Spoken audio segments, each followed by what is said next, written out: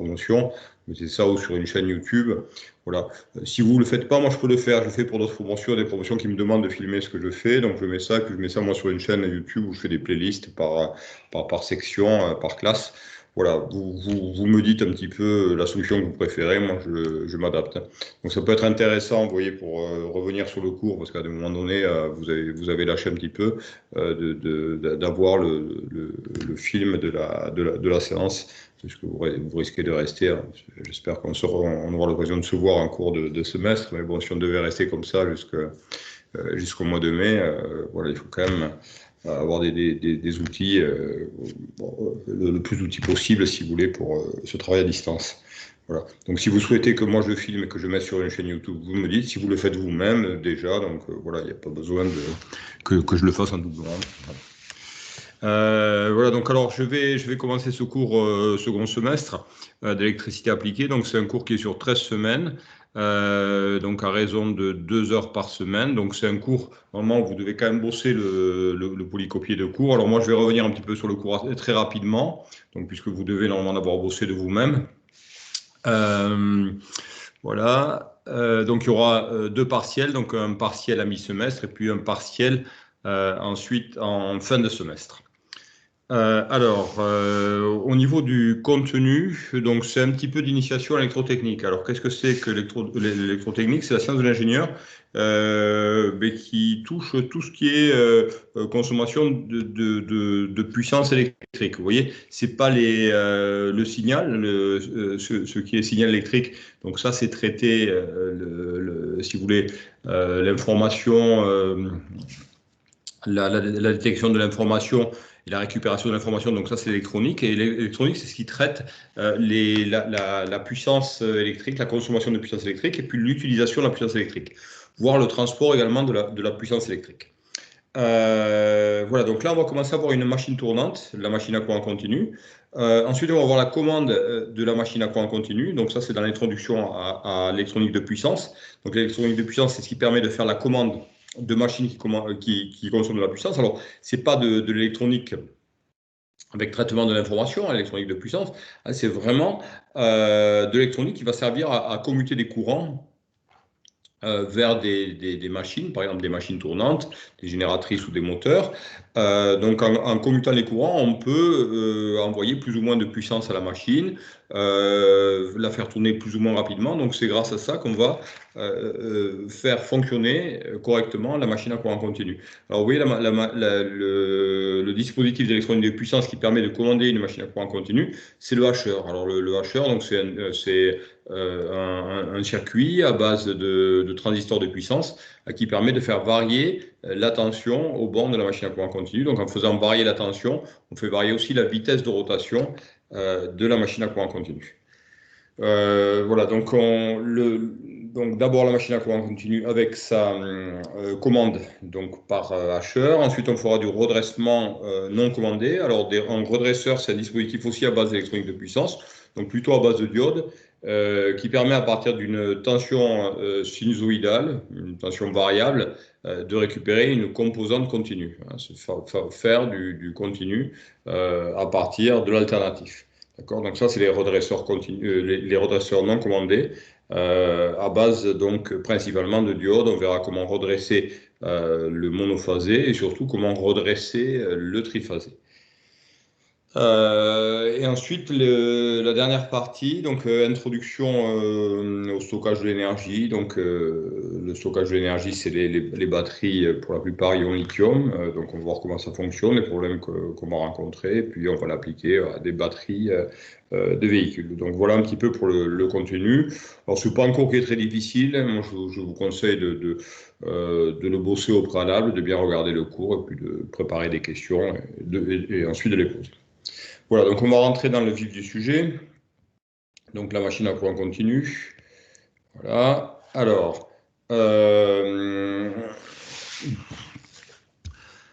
de façon générale, une machine à courant continu, c'est un convertisseur électromécanique d'énergie.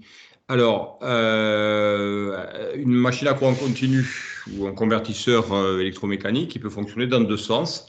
Dans le sens moteur et le sens génératrice. Alors le sens moteur, vous voyez en entrée de la machine, on va apporter de l'énergie électrique. Vous voyez ici un P égale à U fois I. On va alimenter en électricité, donc une tension et un courant. Et en sortie, c'est-à-dire sur l'axe du moteur, vous avez tous vu un moteur c'est une espèce de cylindre avec un axe au milieu.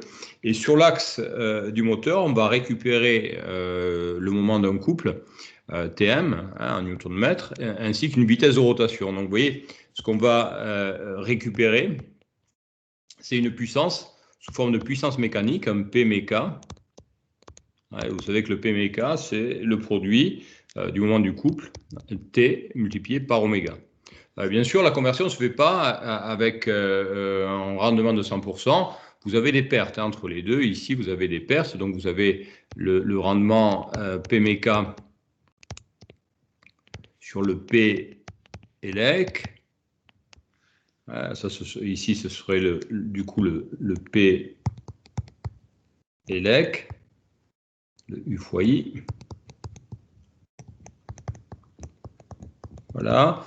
Et le rendement, bien sûr, est différent de 100%. Vous avez un rendement qui est inférieur à 100%, mais un rendement qui est toujours, vous voyez, au moins de l'ordre de 80%. On va dire que le rendement, on est à peu près sûr qu'il est supérieur à 0,8. Suivant la machine, on va dire qu'on a un rendement qui est compris, état, qui va être compris entre allez, 0,8 à peu près, et puis un peu plus de 0,9. Donc vous voyez, un très bon rendement, hein. Vous avez dû faire un petit peu de thermodynamique, vous voyez que c'est des rendements qui sont sans commune mesure avec un moteur thermique. Vous avez dû faire les cycles de Carnot, cycle diesel, etc. Et vous avez que ce n'est pas du tout ces rendements-là avec un moteur thermique. Donc là, c'est plutôt intéressant à ce niveau-là de travailler, côté rendement, de travailler avec un moteur électrique. Voilà, alors la machine, ça aussi c'est quelque chose qu'on n'a pas avec un moteur thermique, c'est qu'une machine tournante électrique, elle est réversible, elle peut aussi bien travailler en moteur que travailler en générateur. Voilà, alors ensuite on a différents types de moteurs électriques. Vous avez des moteurs continus, hein, c'est le cas de la machine à courant continu. Et vous avez aussi des moteurs alternatifs, alors des moteurs qui fonctionnent directement avec une tension monophasée ou une tension triphasée. Et parmi ces moteurs, vous avez deux types de moteurs. Vous avez des moteurs dans les moteurs alternatifs. Vous avez des machines asynchrones, hein, ici, ou des machines synchrones. Alors, c'est deux technologies de moteurs alternatifs différents. Un moteur synchrone, alors c'est des moteurs dans lesquels on va engendrer, vous le verrez plus tard, ça vous le verrez à partir de la troisième année, c'est les moteurs alternatifs dans lesquels on engendre ce qu'on appelle un champ magnétique tournant. Donc, grâce à du triphasé au stator, on crée un champ magnétique tournant. Et ce champ magnétique tournant, il va se coupler avec le moment magnétique du rotor et donc faire tourner le rotor donc grâce à ce champ tournant. Alors la machine asynchrone, en fait, le rotor il glisse par rapport au champ tournant, il tourne toujours un peu plus lentement que le champ tournant, et la machine synchrone, le rotor tourne pile à la valeur du champ tournant. Donc il y a une différence technologique. Voilà, la machine asynchrone, c'est une machine qui est extrêmement robuste et très facile ensuite à commander. Donc c'est la machine qui a été utilisée, si vous voulez, au début de l'électrotechnique, c'est la machine asynchrone, c'est la machine qui a été le plus utilisée pour faire des moteurs. La machine synchrone était plus réservée au départ à un fonctionnement génératrice, c'est-à-dire que les alternateurs que vous avez dans les centrales, ce sont plus des machines synchrones. Donc elle fonctionnait plus facilement en tant qu'alternateur à la machine synchrone plutôt qu'en tant que moteur. Actuellement, c'est plus le cas. On trouve beaucoup de machines asynchrones dans les véhicules électriques, par exemple. On a beaucoup de moteurs synchrones à base d'aimants permanents. Hein, les moteurs que vous avez généralement, vous avez entre 2, je crois, et 4 moteurs sur une voiture électrique. Donc, ces moteurs, ce sont le plus souvent des moteurs synchrones à aimants permanents. Donc, c'est des machines qu'on trouve beaucoup en tant que moteur actuellement. Et la machine asynchrone qu'on trouvait surtout en tant que moteur, on la trouve également en tant que génératrice. Dans les éoliennes, les génératrices, ce sont souvent des génératrices asynchrones. Voilà. donc deux types de moteurs, des moteurs alternatifs et des machines à courant continu. Voilà. Nous, on va se polariser ce semestre-ci sur la machine à courant continu, la MCC.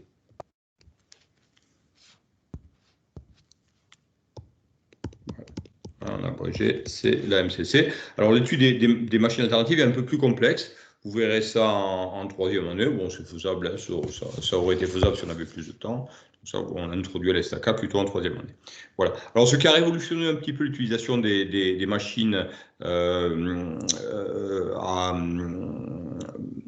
les convertisseurs électromécaniques à base voilà, alternatif ou à courant continu, ça a été l'essor de l'électronique de puissance. Vous voyez, l'électronique de puissance, elle a pris toute son ampleur à partir des années 80. Donc, c'est à partir de ce moment-là où on a été capable de faire des diodes qui peuvent tenir des gros courants, des transistors qu'on appelle des IGBT, qui également sont capables de commuter des très forts courants. Et avec ça, on a fait des hacheurs, des onduleurs, donc des dispositifs, des redresseurs, des dispositifs qui permettent ensuite de commander facilement des machines alternatives ou des machines à courant continu.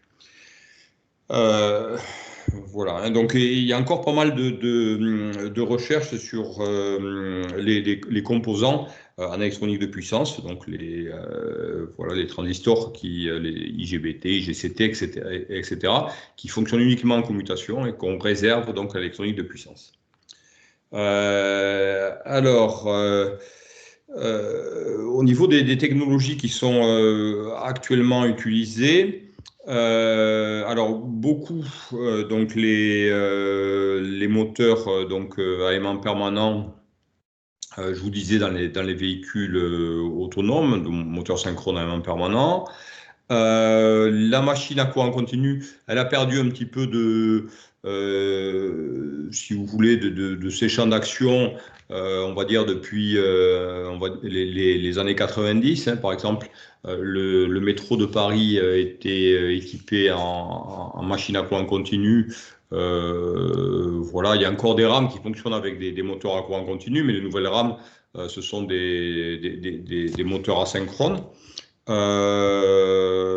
Voilà, alors on trouve surtout des machines à courant continu dans des applications de moyenne puissance. Il y a beaucoup de petits appareils, vous voyez, qui fonctionnent encore avec des moteurs à courant continu. Mais sur les grosses puissances, ça a été de plus en plus remplacé par des moteurs alternatifs et notamment des machines asynchrones. Et puis dans les véhicules, ce sont des moteurs voilà, synchrones à aimant permanent. Alors le moteur à courant continu, vous en avez forcément vu dans des petits jouets quand vous étiez enfant ou voilà des petits véhicules radiocommandés, ça fonctionne avec des machines à courant continu. Et ce qui est tout ce qu'on va trouver un petit peu dans le domaine de la robotique également, c'est des actionneurs à moteur à courant continu. On trouve également des moteurs pas à pas, c'est un autre type de commande. Ça, on trouve ça plutôt en électronique. On va trouver ça également en robotique. Vous voyez, donc c'est des moteurs qui vont tourner vous voyez, d'un certain angle à chaque impulsion de courant. Vous voyez, donc c'est pas un moteur qui va avoir une rotation qui est continue. Donc ça, c'est plutôt réservé si vous voulez, à l'électronique, on n'en parlera pas. Voilà. Et puis on trouve également actuellement des moteurs à courant continu brushless, sans balai. Voilà, ça c'est une technologie à nouveau qui permet de se départir des défauts qu'on a sur une machine à courant continu. On va voir qu'on a ces balais qui s'usent, qui frottent en permanence contre l'axe de la machine pour amener le courant et qui s'usent. Donc voilà, actuellement c'est peu à peu remplacé par des moteurs à courant continu brushless. Alors, il y a encore pas mal de domaines dans lesquels donc, tous les accessoires automobiles, très souvent, on a des machines à courant continu, notamment dans les démarreurs. Par exemple, un démarreur de véhicule, c'est d'un moteur thermique, c'est un moteur à courant continu. Donc, il y a pas mal d'applications, malgré tout, entre les petites et les moyennes puissances où on retrouve de la machine à courant continu. Voilà. Alors, et la machine à courant continu, elle est extrêmement pratique lorsqu'on débute en électrotechnique, bien sûr, pour faire les premiers pas, si vous voulez, dans ce domaine-là, dans ce domaine de la conversion électromécanique. Vous allez voir que les moteurs alternatifs, le fonctionnement est malgré tout plus compliqué. Voilà un petit peu la vue éclatée de la machine à courant continu. Alors, vous avez donc la pièce principale, vous avez tous vu qu'une machine à courant continu, en tout cas un moteur de façon générale, c'est l'espèce de cylindre. Même si vous ne savez pas trop ce qui se passe à l'intérieur, vous avez vu que de ce cylindre, de ce cylindre qui peut se fixer sur un banc, vous avez toujours un axe qui dépasse. Donc sur l'axe, vous allez trouver le couple et la vitesse de rotation. Et ensuite, vous avez l'alimentation électrique du moteur. Alors vous voyez que ce qu'on appelle le stator, c'est en fait grosso modo la carcasse de la machine à courant continu. C'est la carcasse qui va rester fixe. D'accord? Donc là, vous avez le stator, c'est la pièce 1. À l'intérieur, vous voyez, on le voit pas très bien, mais vous avez des pièces ici. Alors, ce sont des pièces polaires. Donc, ce sont soit des aimants permanents ou soit une espèce de bobinage qui va servir d'électroaimant. Et donc là, vous allez retrouver des matériaux ferromagnétiques pour intensifier le champ magnétique. Ce qu'on cherche ici, c'est avoir à l'intérieur du stator, c'est d'avoir le champ magnétique qui est le plus élevé. Donc, on utilise soit un électroaimant avec un matériau ferromagnétique ou soit des aimants permanents. Voilà. Ensuite, vous voyez qu'il y a une pièce qui vient à l'intérieur. La pièce qui vient à l'intérieur du stator, c'est le rotor. Le rotor est bobiné. Voilà, et c'est ce bobinage sous l'action de courant qui va permettre au rotor de tourner à l'intérieur du stator. Et donc, bien sûr, le rotor ensuite est placé sur des roulements à billes de part et d'autre du stator. Il y a l'axe que vous voyez, c'est un axe voilà, qui est relié au bobinage du rotor. Donc, le rotor va être alimenté en courant. Donc, il y a un bobinage, il va être alimenté en courant et il est alimenté grâce à des balais. Donc, les balais, vous les avez ici, je ne sais pas si vous les voyez trop bien. Donc, c'est des espèces de pièces en graphite qui vont frotter en permanence sur des conducteurs qui sont reliés au rotor et notamment à l'axe. Vous avez en 3, là, on appelle ça le collecteur. Donc l'alimentation du rotor se fait grâce à un système qui s'appelle, c'est un système de balais. Hein. Les balais, vous les avez, c'est le 5. Et puis le collecteur, c'est des pièces conductrices qui sont reliées au bobinage de l'induit. Tout ça, donc ça va alimenter le bobinage. Et lorsqu'on a de l'électricité dans ce bobinage, vous allez avoir donc du courant qui va passer donc dans des fils électriques. Donc ces fils vont être soumis à des conducteurs. Ces conducteurs vont être soumis à des forces de la place. Pourquoi? Parce qu'ils sont à l'intérieur d'un champ magnétique. Et c'est le moment de ces forces de la place qui va permettre de faire tourner le rotor. En fait, vous avez de part et d'autre, si vous prenez une spire ou deux conducteurs qui sont diamétralement opposés, les deux forces de la place qui s'y exercent, ça forme un couple. Ce couple à un certain moment, donc tous les couples vont s'additionner et vont permettre au moteur de tourner. Voilà, et puis le fonctionnement génératrice, si vous voulez, le fonctionnement génératrice, on fait au contraire tourner l'axe du moteur, on envoie de la puissance mécanique, donc on fait tourner des conducteurs à l'intérieur d'un champ magnétique, et le fait de faire tourner des conducteurs à l'intérieur d'un champ magnétique, vous savez que ça crée des forces électromotrices induites, et donc ces forces électromotrices à l'intérieur de conducteurs, si l'induit est relié, ça va créer également des courants. Hein. Donc vous avez un fonctionnement parfaitement réversible entre le fonctionnement génératrice et puis le fonctionnement en moteur. Voilà, donc essentiellement deux parties dans la machine à courant continu. Donc le stator qui est porté par la carcasse de la machine. Le stator, donc c'est les pièces polaires que vous avez à l'intérieur de la machine. Donc le stator est réalisé dans un matériau ferromagnétique. Ça, a priori, vous savez d'après le cours de première année, vous savez ce que c'est qu'un matériau ferromagnétique. Au stator, Grâce à ce matériau ferromagnétique et un électroaimant, donc un bobinage sur les pièces ferromagnétiques, on va créer un champ magnétique, ou soit carrément à la place de ces pièces en matériau ferromagnétique, on met des aimants permanents. Ces aimants permanents créent, comme son nom l'indique, un champ qui est permanent. On n'a pas besoin d'envoyer un courant dans un électroaimant pour créer le champ magnétique. Voilà. Donc au niveau du stator, on crée un champ magnétique fixe. Voilà, dans lequel va baigner ensuite le rotor.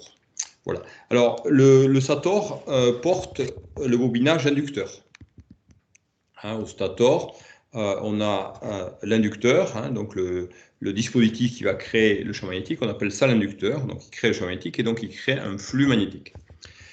Alors ensuite, on a la partie mobile. Donc la partie fixe, c'est le stator, c'est la carcasse de la machine, elle peut se fixer. Vous voyez que vous avez des pièces ici pour éventuellement fixer la machine sur un bâti. Et ensuite, vous avez la pièce qui tourne à l'intérieur du rotor, on appelle ça, excusez-moi, la pièce qui tourne à l'intérieur du stator, on appelle ça le rotor, c'est la partie mobile de la machine à courant continu. Donc le rotor, il est bobiné avec du fil de cuivre. Et ce bobinage, ça constitue l'induit. Alors pourquoi l'induit?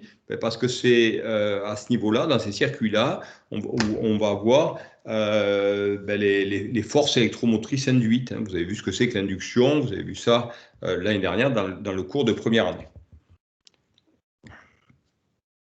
Voilà. Ensuite, ces brins de fil de cuivre qui forment l'induit, alors ils sont connectés de manière assez complexe, ça forme le bobinage inducteur.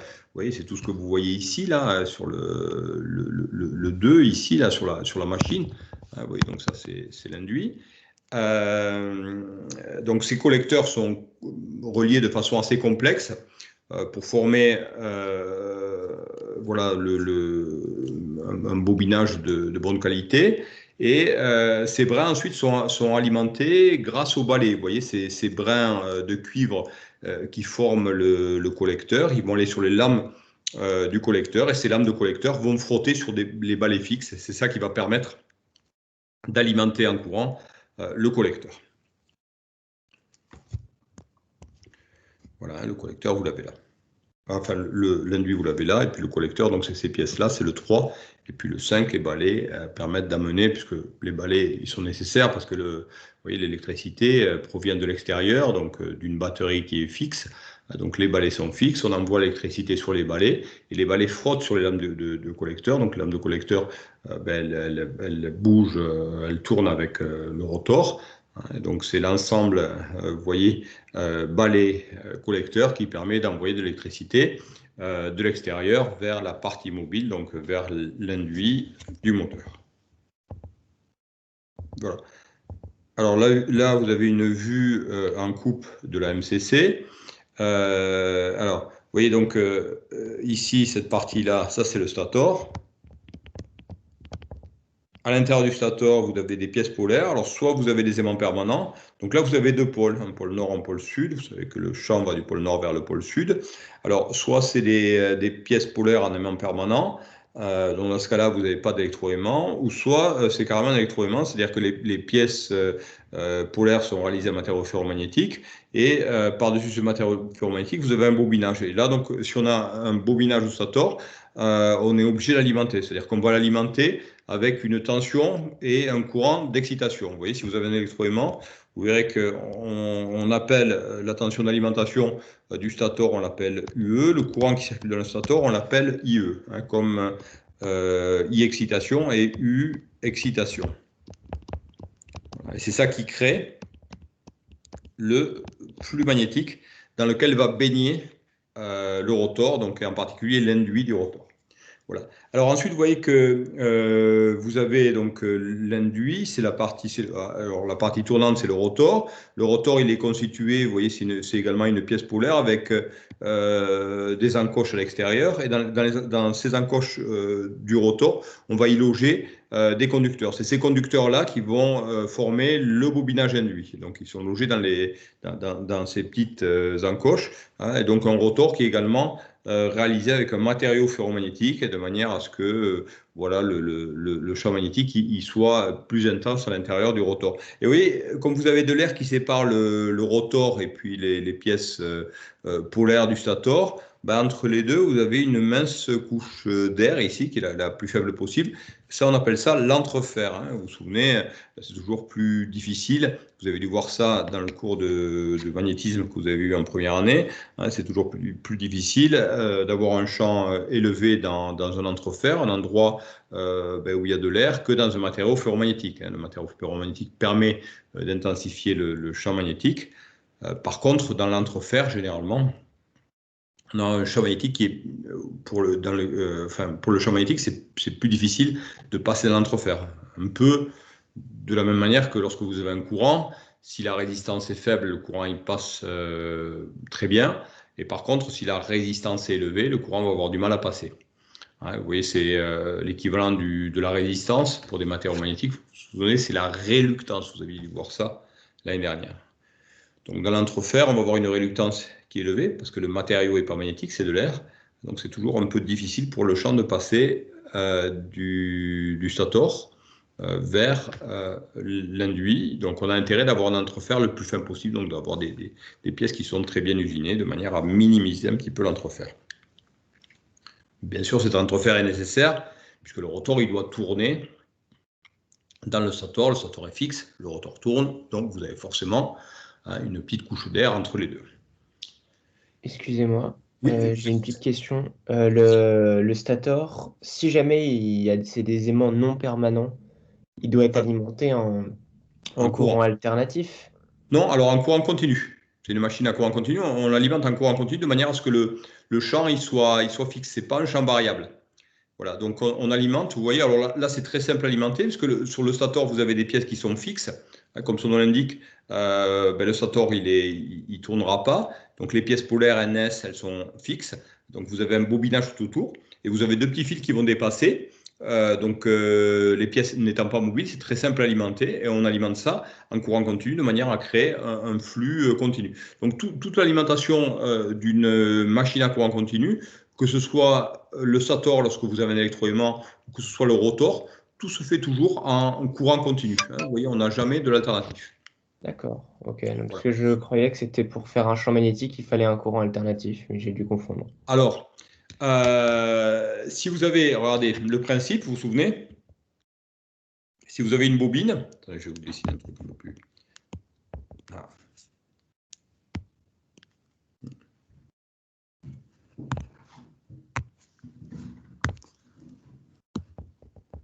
Alors, regardez, vous vous souvenez, si vous prenez un bobinage, vous avez dû voir ça l'année dernière,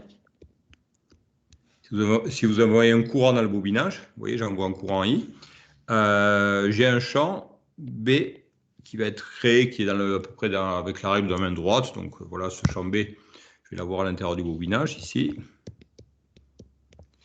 Et le champ B, il vaut mu0, mu-r, multiplié par petit n et multiplié par petit i. Pourquoi ça ne marche pas ?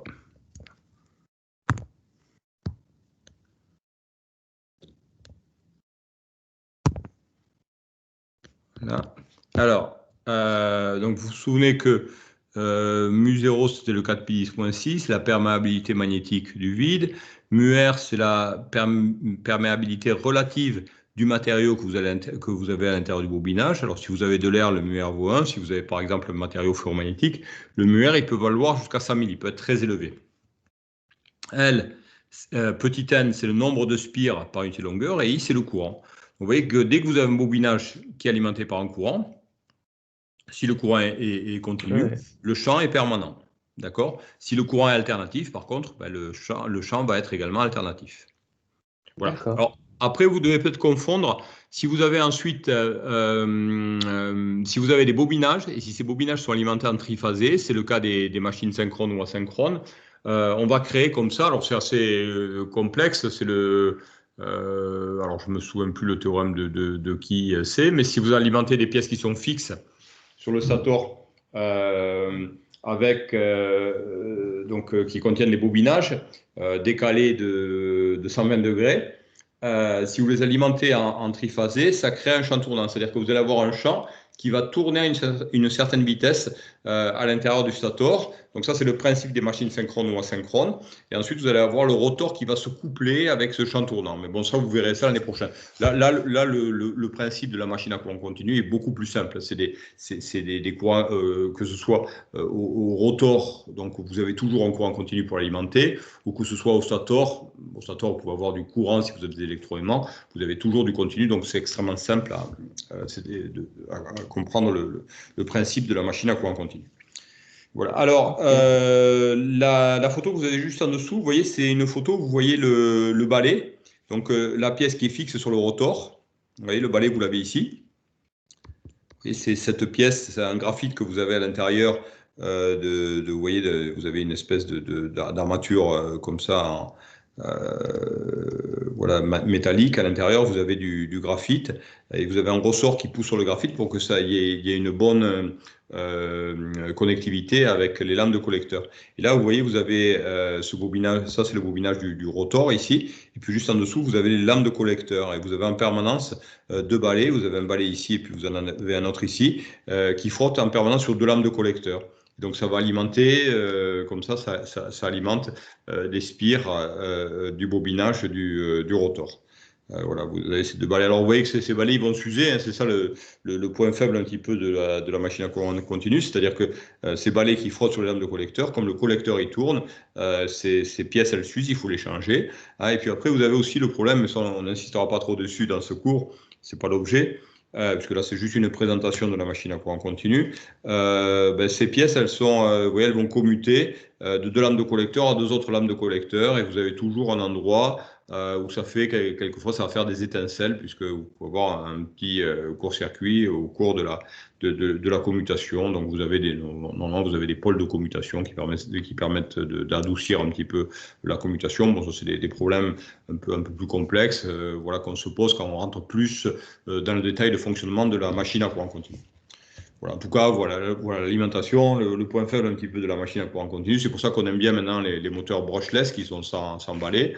Hein, mais si vous voulez, le principe initial de la machine à courant continu, hein, c'est ces fameux balais comme ça fixes qui en permanence frottent les lames de collecteur, et donc ça s'use au cours du temps. Voilà. Monsieur? Oui, je vous écoute. Juste, je comprends pas bien du coup l'intérêt du bobinage dans le rotor si ça tourne grâce au balai et au collecteur.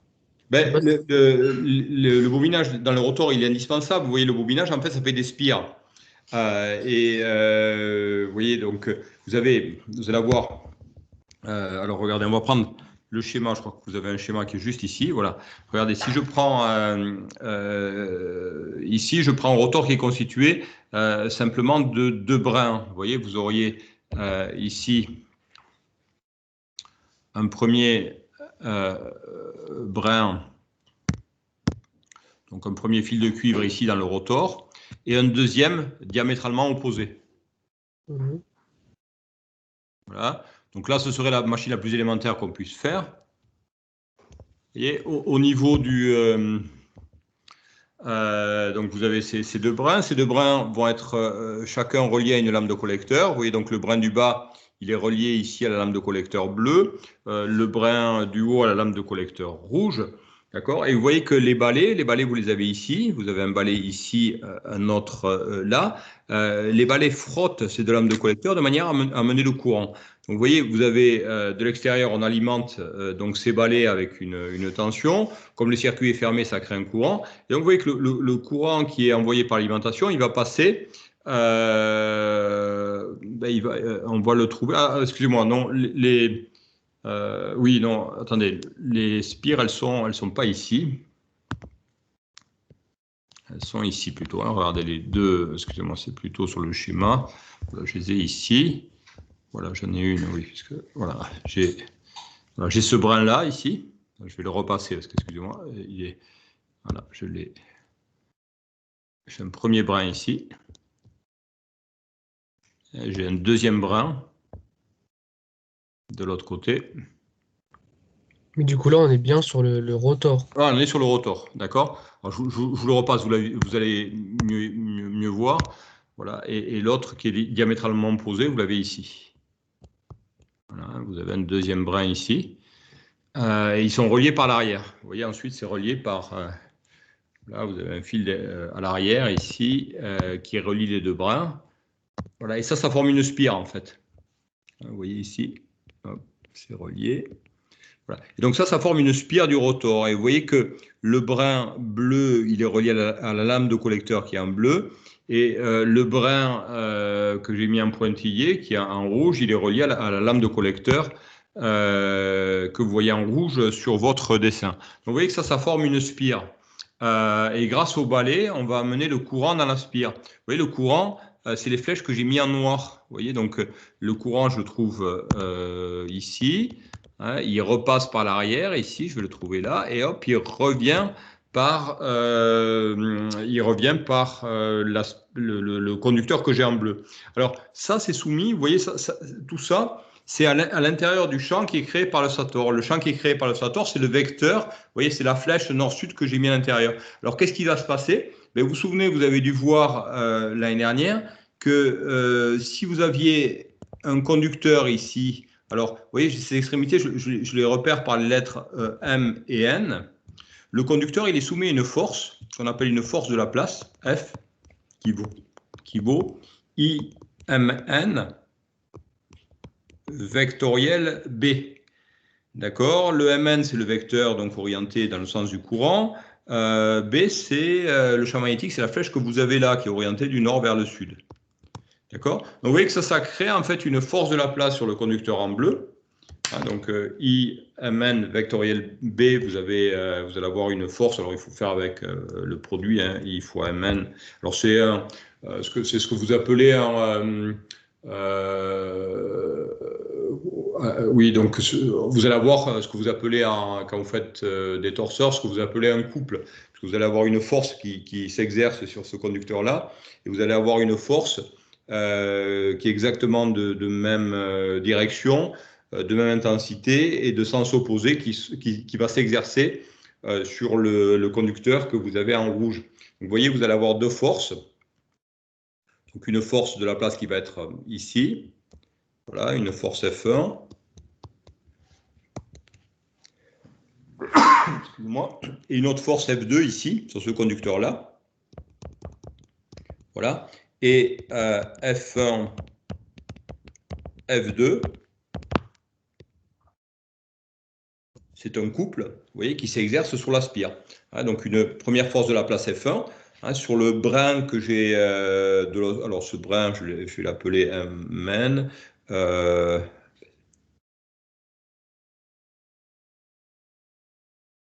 Voilà, je vais appeler ça P et Q, hein, ces deux brins-là. Vous voyez, la force F2, I,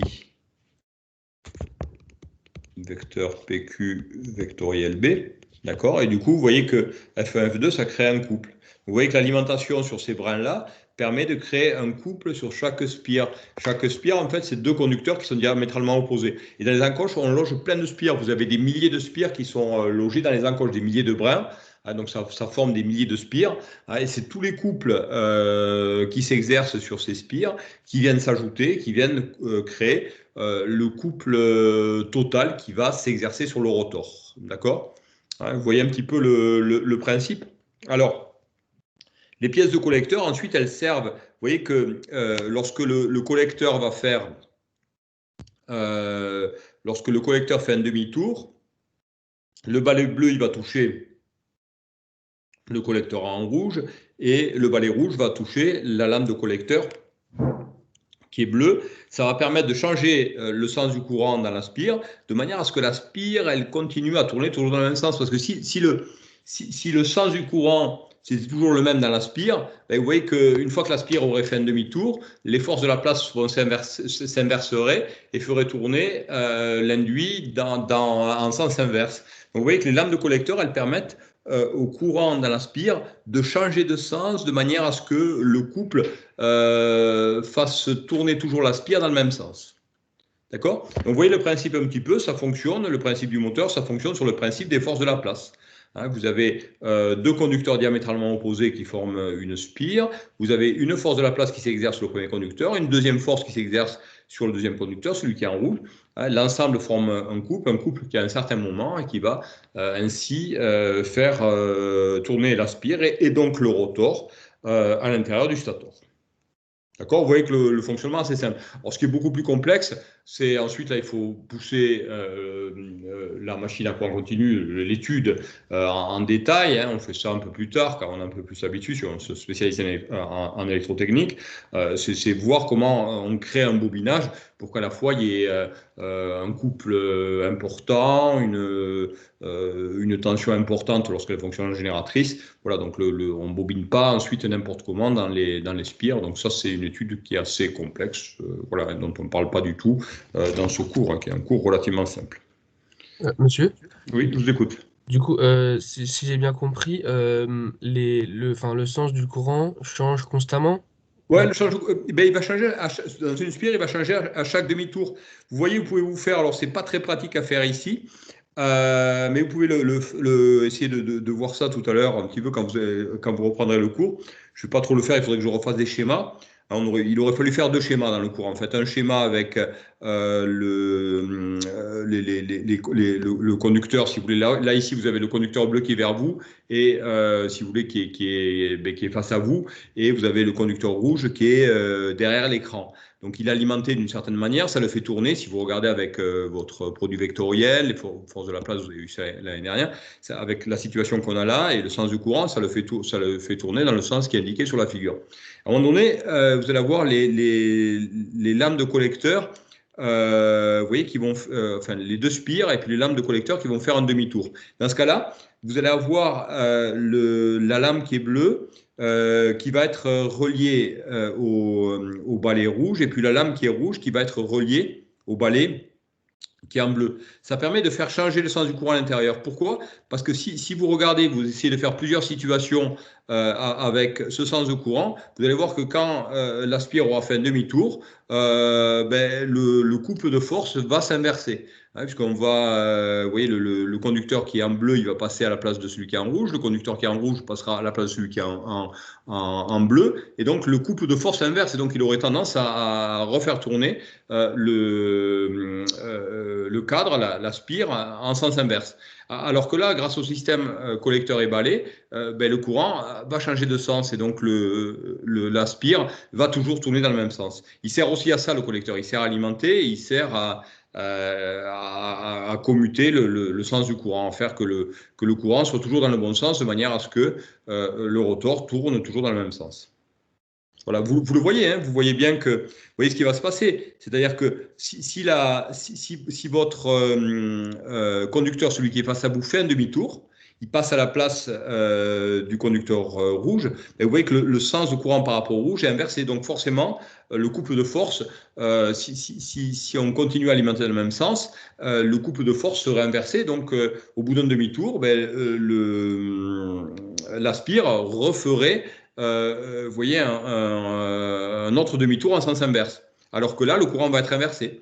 C'est-à-dire que quand le conducteur en bleu va passer à la place du conducteur en rouge, dans le conducteur en bleu, le sens du courant va s'inverser. Est-ce que vous comprenez ce que je vous ai dit? Voilà, il sert à ça, le système également, balai et lame de collecteur. Je vois un petit peu, ouais. Voilà, ensuite, regardez-le en détail. C'est vrai qu'avec ce schéma-là, c'est pas évident. Mais vous pouvez essayer de voir chez vous. Vous refaites un bilan. Alors, vous pouvez vous remettre. Parce que là, on a essayé de faire une figure en 3D. Vous pouvez vous la mettre un peu autrement, la figure. Et puis, essayer de voir ce qui va se passer, effectivement, si jamais voilà, lorsque le conducteur bleu vient à la place du conducteur rouge. Donc, du coup, le rouge sera à la place du bleu. Et voilà, si on ne change pas le sens du courant, ça revient. Le couple de force s'inverse. Donc, c'est ce qui ne permet pas à la machine de tourner. Vous voyez, donc au final, si on prend tout un rotor qui a été correctement bobiné, au lieu d'avoir que 2 brins, on va se retrouver en tout, on va avoir NB brins, c'est-à-dire qu'on a des milliers de brins. On a un flux, donc le flux, ce qu'on appelle le flux sous pôle, c'est le flux qui est créé par l'inducteur, donc qui est créé par le stator, on le note grand phi. Je vous rappelle que le flux, grosso modo, c'était du B, le champ magnétique, multiplié par la section de la spire à travers laquelle on calcule le flux. C'est un produit scalaire, c'est un B scalaire ES avec la surface, le vecteur surface grand S. Vous avez dû voir ça un petit peu l'année dernière. Donc, phi, c'est le flux sous pôle, et oméga, c'est la vitesse de rotation du rotor en radians par seconde. Alors, vous voyez, au niveau des notations, oméga, radians par seconde, ça c'est l'unité SI. Si je mets un grand N, c'est en tour minute. Hein. Tour minute, ça sert pas mal. Voilà. Et si je mets un petit N, généralement, grand N, c'est tour minute. Voilà, tour par minute. Et petit n, c'est tour par seconde. Le petit n tour par seconde et l'oméga, bien sûr, des radians par seconde. Voilà, alors vous voyez qu'il y a ce qui se présente au niveau de la spire. Vous voyez, là j'ai mon rotor simplifié avec 2 brins. Bon, je viens d'en parler. J'ai comme la spire est baignée dans un champ magnétique, par un flux magnétique. Donc on a un couple de force de la place qui s'exerce sur les 2 brins. Donc elle est soumise à un couple, ce qu'on appelle un couple électromagnétique. Et vous avez également, vous vous souvenez que vous faites tourner une spire dans un champ magnétique. Il apparaît un phénomène d'induction. C'est la loi de Maxwell-Faraday. Vous vous souvenez, vous avez dû voir ça l'année dernière en électromagnétisme. E égale moins dφ sur dt. Donc, dès que vous avez une variation de flux à l'intérieur d'une spire, au bord de la spire, on va obtenir une tension. Hein. Donc, on a une force électromotrice, une FEM, qui apparaît dans la spire. Hein, cette tension, on la note E. Voilà, hein, donc on a un E qui va apparaître ici. Voilà, donc à la fois donc la spire qui est formée par les 2 conducteurs est soumise à un couple de force électromagnétique, hein, de force de la place. Et ensuite, la spire est également le siège d'une force électromotrice notée E.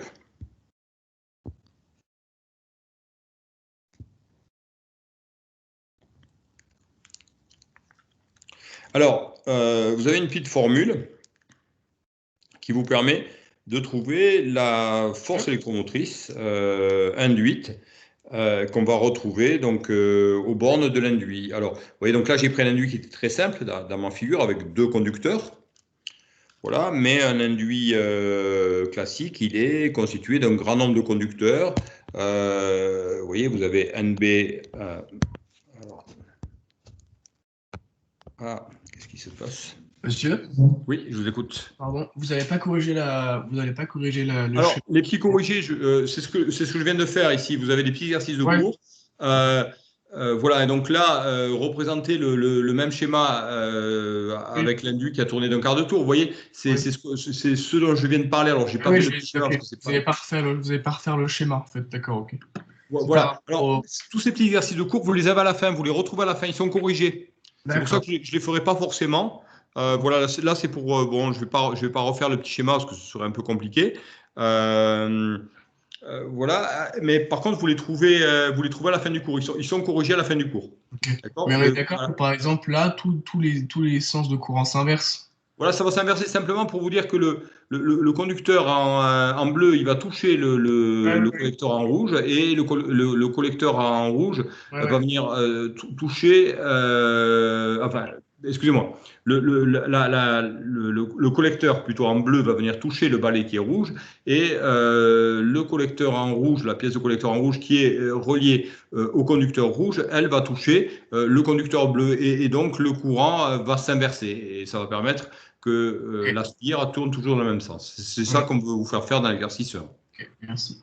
D'accord. Voilà, vous avez la correction à la fin. Hein, donc là, je ne vais pas refaire, pour ne pas refaire un petit peu le...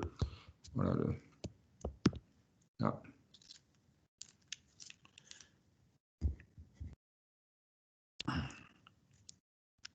Voilà, alors vous avez une formule hein, qui vous donne la force électromotrice induite.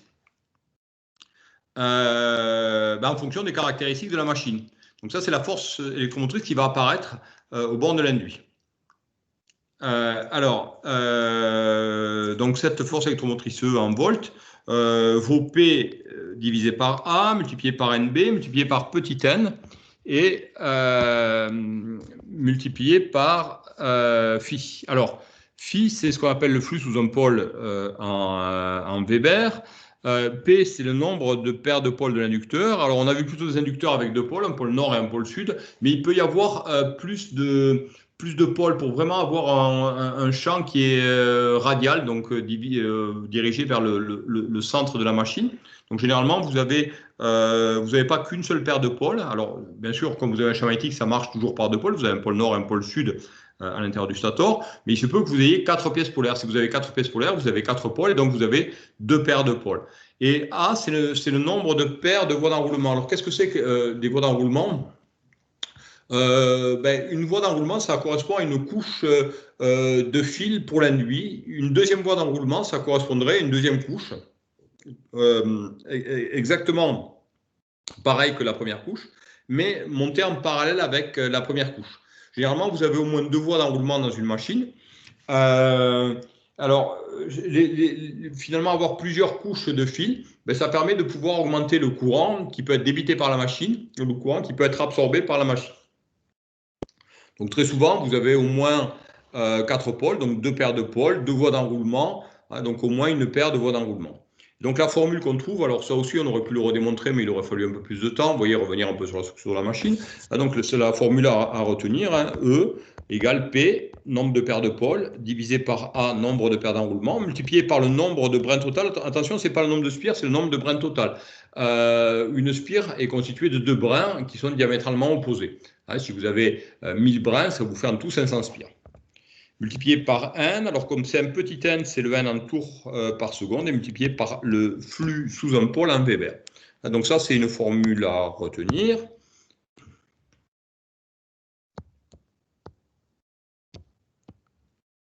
Voilà, donc c'est une formule qui est quand même importante pour la suite à retenir. Voilà, je vous le mets. Donc E en volts, P nombre de paires de pôles. Je vous dis, il y a au moins 4 pôles généralement sur une machine, donc au moins 2 paires de pôles. A, le nombre de voies d'enroulement, donc c'est des couches de bobinage identiques, montées en parallèle. Donc vous en avez généralement au moins 2. Donc si vous avez 2 voies d'enroulement, c'est comme A, c'est le nombre de paires, A égale 1. NB, le nombre de conducteurs actifs total de l'induit. Actifs, ça veut dire qu'ils sont baignés dans le champ magnétique. Donc, c'est vraiment le nombre de conducteurs total qui sont logés dans les encoches. N, n'oubliez pas, c'est les tours par seconde ici. Et phi, le flux en Weber. Alors, comme son nom l'indique, la machine à courant continu, c'est un convertisseur électromécanique. C'est-à-dire que ça convertit l'énergie magnétique que ça reçoit en énergie mécanique, ou pour le fonctionnement génératrice, on envoie de l'énergie mécanique, c'est-à-dire qu'on va envoyer un couple et une vitesse de rotation sur l'axe, et on va récupérer une tension et un courant. C'est la génératrice, c'est un peu si vous voulez, un exemple que vous avez dû voir, c'est peut-être l'éclairage d'un vélo. Des fois, vous avez, je ne sais pas si vous avez connu ça, parce que vous êtes jeune, mais pour s'éclairer avec un vélo, quelquefois on avait un espèce de petit galet qui frottait sur la roue du vélo, et lorsque le petit galet frottait sur la roue du vélo, ça faisait tourner une petite génératrice qui permettait de s'éclairer. Alors maintenant, c'est vrai qu'on a plutôt d'éclairage électrique sur un vélo, mais il y a encore quelques temps, il n'y a pas si longtemps que ça, ça se compte peut-être 10-15 ans, il y avait une espèce de petit galet comme ça, une petite... donc on appelait ça la dynamo du vélo. Donc on avait un galet qui frottait sur la roue, et ce galet-là faisait tourner le rotor d'une petite machine à courant continu, vous voyez, qui faisait une dizaine de centimètres de long à peu près, et qui était ensuite relié à une ampoule, et ça permettait de s'éclairer avec un vélo. Donc ça, c'est une génératrice donc de machine à courant continu. qu'on envoyait donc en pédalant, si vous voulez, ça faisait tourner le petit galet. Donc on envoyait du couple et puis une vitesse de rotation, donc de l'énergie mécanique à l'alternateur, à la dynamo. Et donc ces énergies mécaniques étaient transformées ensuite en énergie électrique. Donc vous voyez, la machine à courant continu, la MCC, c'est un convertisseur électromécanique. Voilà. Alors on a vu qu'il apparaissait une force électromotrice E au niveau de l'induit. L'induit est traversé par un courant, donc vous voyez qu'on a une certaine puissance électrique au niveau de l'induit. Ce produit E fois I, on appelle ça la puissance électromagnétique qui est reçue par la machine. Et à cette puissance électromagnétique, il va correspondre une puissance électromagnétique, mais sous forme mécanique, c'est-à-dire le moment d'un couple, le couple électromagnétique TEM, multiplié par la vitesse de rotation. Vous voyez donc la puissance d'un point de vue mécanique, c'est un couple, le moment d'un couple multiplié par la vitesse de rotation en radians par seconde. Et la puissance d'un point de vue électrique, vous savez que c'est U fois I, et donc ici E fois I. Voilà, donc ce qui a écrit sur le poli, c'est qu'à partir de la force électromotrice E qui est induite dans le bobinage induit, sous un courant I, on définit la puissance électromagnétique, qui est la puissance qu'on va avoir à la frontière du comportement électrique et du comportement mécanique. Donc cette puissance-là, on pourra l'avoir soit d'un point de vue mécanique, TE1 fois oméga, soit d'un point de vue électrique, E fois I. Donc, vous voyez, donc on associe, si vous voulez, au courant I un couple mécanique qui est fictif en fait, c'est pas vraiment le couple mécanique dont on va disposer, qu'on appelle TE1. Alors, voilà, donc on a à la frontière de la conversion, si vous voulez, on a soit du E fois I en électrique ou soit du TEM fois oméga en électrique. On a les deux qui sont égales, c'est ce qu'on appelle la puissance électromagnétique.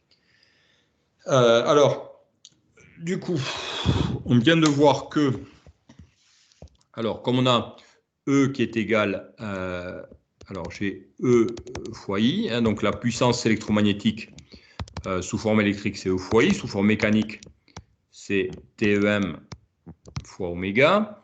On a vu que E valait P sur A fois NB fois petit n et fois phi.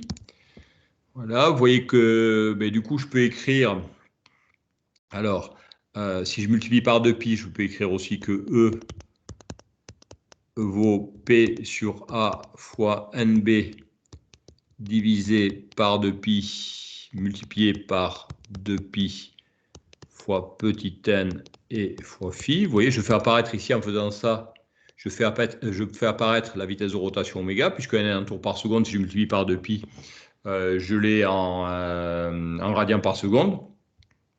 Donc, vous voyez, en fait, j'ai un... Alors, attendez, je vais plutôt faire comme ça. J'ai un E qui peut s'écrire K fois phi et fois oméga. Vous voyez, une constante fois phi et fois oméga avec K égale du coup P sur A fois NB divisé par 2π. Vous voyez que ça, c'est une constante puisque, vous voyez, P, c'est le nombre de paires de pôles, ça dépend du stateur de la machine. A, c'est le nombre de paires de voies d'enroulement, donc ça dépend du bobinage. NB, le nombre de conducteurs logés dans les encoches qui a permis de réaliser le bobinage. Bon, et puis 2π, c'est une constante. Donc ça, c'est vraiment une constante caractéristique de la machine, ce grand K. Voilà, donc je peux écrire que E vaut grand K fois phi et fois oméga.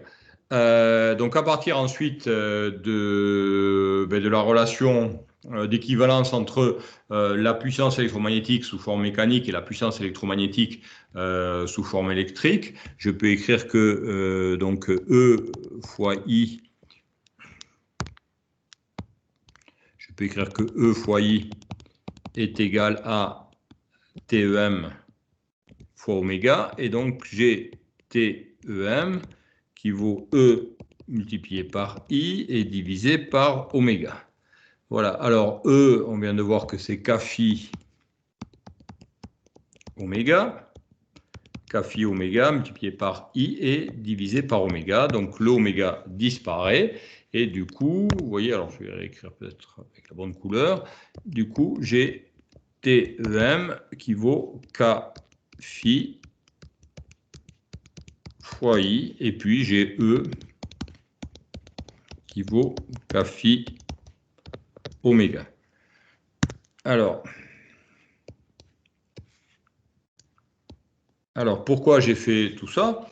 Ben, pour vous montrer, et ça c'est très important, que le couple électromagnétique, il n'est pas uniquement de I. Donc, plus vous allez avoir de I qui va être de courant qui va être absorbé par la machine, plus le couple sera important.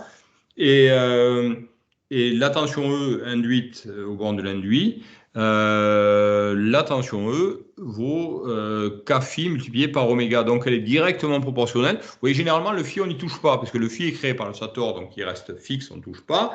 K, c'est une constante de la machine, on n'y touche pas non plus. Donc simplement, ça vous montre que TEM est proportionnel à I.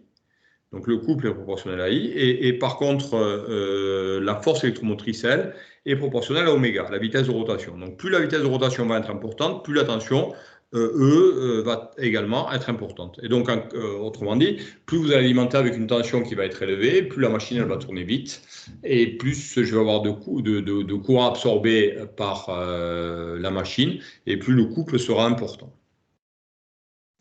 Voilà, donc ça c'est assez important. Donc là, du coup, vous voyez, j'ai fait la petite démonstration. Là, il y a un petit, voilà, hein, donc la démonstration du bas. Je vous montrais que le K vaut P sur A fois NB divisé par 2pi. Hein, voilà, et puis donc on a, voilà, du coup, vu que E est directement proportionnel à oméga et T, EM directement proportionnel à I. Alors, ce qu'on fait quelquefois, c'est que, vous voyez, comme le phi ne va pas bouger, on écrit directement, vous voyez, si on est sûr que le flux, puisque le flux est créé par le stator, vous voyez, par les pièces, soit les pièces polaires du stator, si les aimants sont permanents, ou soit par un électroaimant au stator. Je vous rappelle que les tensions et les courants du stator, on indice ça avec un petit e, comme U excitation et I excitation, donc pour distinguer l'alimentation du stator de l'alimentation du rotor de l'induit. Voilà. Donc, ce que vous pouvez aussi écrire, c'est que finalement, le TEM,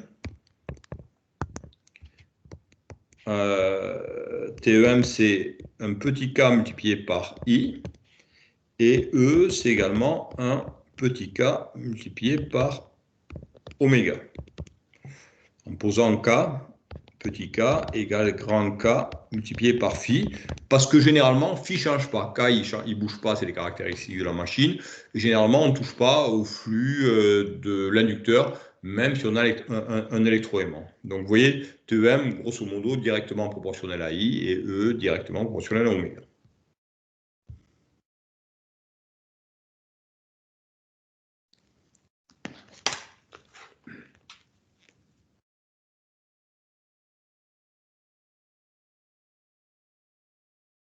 Voilà, alors,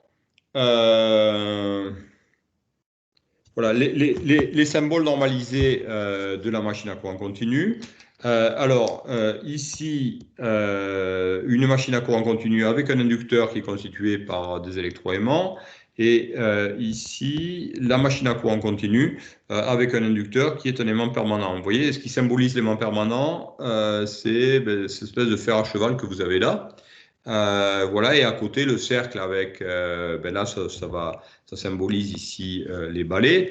Hein, donc ça, c'est l'induit de la machine. D'accord? Donc, à gauche, l'inducteur. Donc là, lorsque l'inducteur est un électroaimant, hein, là, si vous avez un électroaimant au niveau de l'inducteur, c'est-à-dire des bobinages traversés par le courant IE.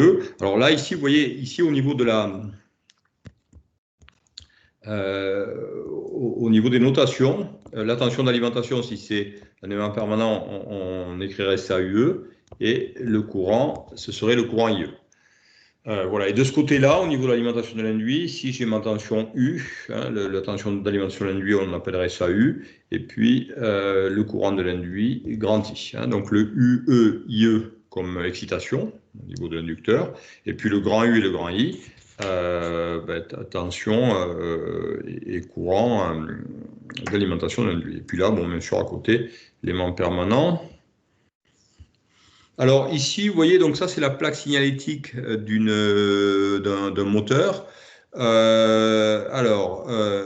avez, alors ce que vous avez ici, ce sont des valeurs nominales, ce qu'on va trouver sur la plaque signalétique.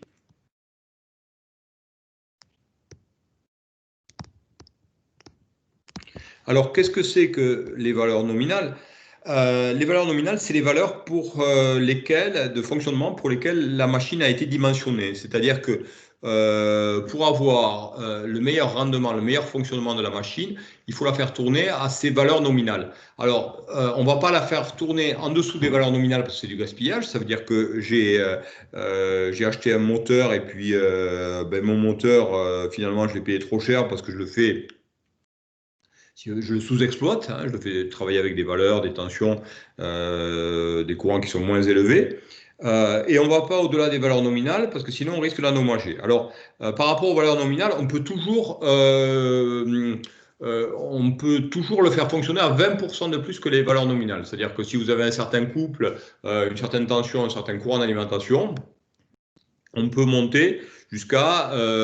aller jusqu'au max, hein, le U max. On peut aller jusqu'à 1,2 fois U nominal, hein, pour le I max. 1,2 fois I nominal, ça fonctionne toujours, on ne risque pas de casser. Sur des brèves plages de fonctionnement, on peut monter jusqu'à 2 fois UN, 2 fois yen, mais il ne faut pas les faire fonctionner à cette valeur-là. Là, on risque de l'endommager. Donc, au cours d'une phase transitoire d'accélération, de décélération, on peut faire 2 fois la valeur nominale, mais de façon assez brève. Voilà, alors si je regarde un petit peu les caractéristiques de ce moteur, ici, ça c'est l'inducteur, ici. Ça, c'est les caractéristiques de l'inducteur.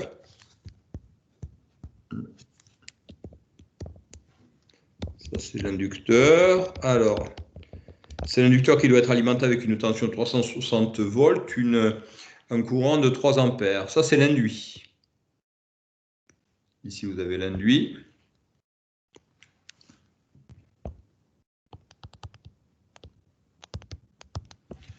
Alors, l'induit, vous voyez que la tension nominale d'alimentation de l'induit, c'est 440 volts. Et le courant d'induit, c'est 95,5 ampères. D'accord? Voilà. Et puis là, c'est les caractéristiques mécaniques ici. Ici, donc, vous avez un couple nominal de 810 Nm. Alors, 810 Nm, c'est pas mal, hein, parce que, vous voyez, je crois que vous prenez un véhicule, je crois une voiture thermique. Déjà un couple c'est les mètres des Newton normalement, hein, une voiture, si vous avez 20, vous voyez déjà quand vous avez un couple de 200 sur une voiture, c'est une voiture qui a un gros couple, hein. Je pense que tous les diesels, ils n'ont pas un couple de 200 Nm sur un véhicule thermique. Là, vous avez 810, donc le couple important. La vitesse de rotation, vous voyez, elle est de 1150, et puis la puissance associée, 36,3 kW. Et donc ça, c'est un assez gros moteur. Vous voyez, on n'est pas étonné de voir que le moteur, il pèse 249 kg. Hein. Vous voyez, donc un quart de tonne, malgré tout. Hein, donc un assez gros moteur ici. Hein, un moteur de puissance, voilà, on est sur déjà des puissances assez importantes. Monsieur? Oui, je vous écoute. J'ai pas très bien compris le 1,2 dans les valeurs nominales. Alors, les valeurs nominales, ce que vous avez là sur la plaque signalétique, ce sont des valeurs nominales. C'est-à-dire que ce moteur, il est fait pour être alimenté avec une tension de là où il va avoir le meilleur rendement. voyez, c'est lorsqu'il est alimenté avec une tension de 440 volts, un courant de 95,5 ampères, et il va donner comme ça un couple de 810 Nm sous une vitesse de rotation d'environ 1150, voilà, vitesse de rotation de 1150 tours par minute. Ce sont des valeurs nominales. Donc, c'est les valeurs optimales, vous voyez, de fonctionnement de cette machine. On peut monter jusqu'à 20% de plus que la valeur nominale sans aucun problème, sans endommager le moteur. C'est-à-dire qu'au lieu d'alimenter avec 440 volts et puis 95,5 ampères, on peut mettre 20% de plus. On peut aller jusqu'à 1,2 fois 440 ou 1,2 fois 95,5.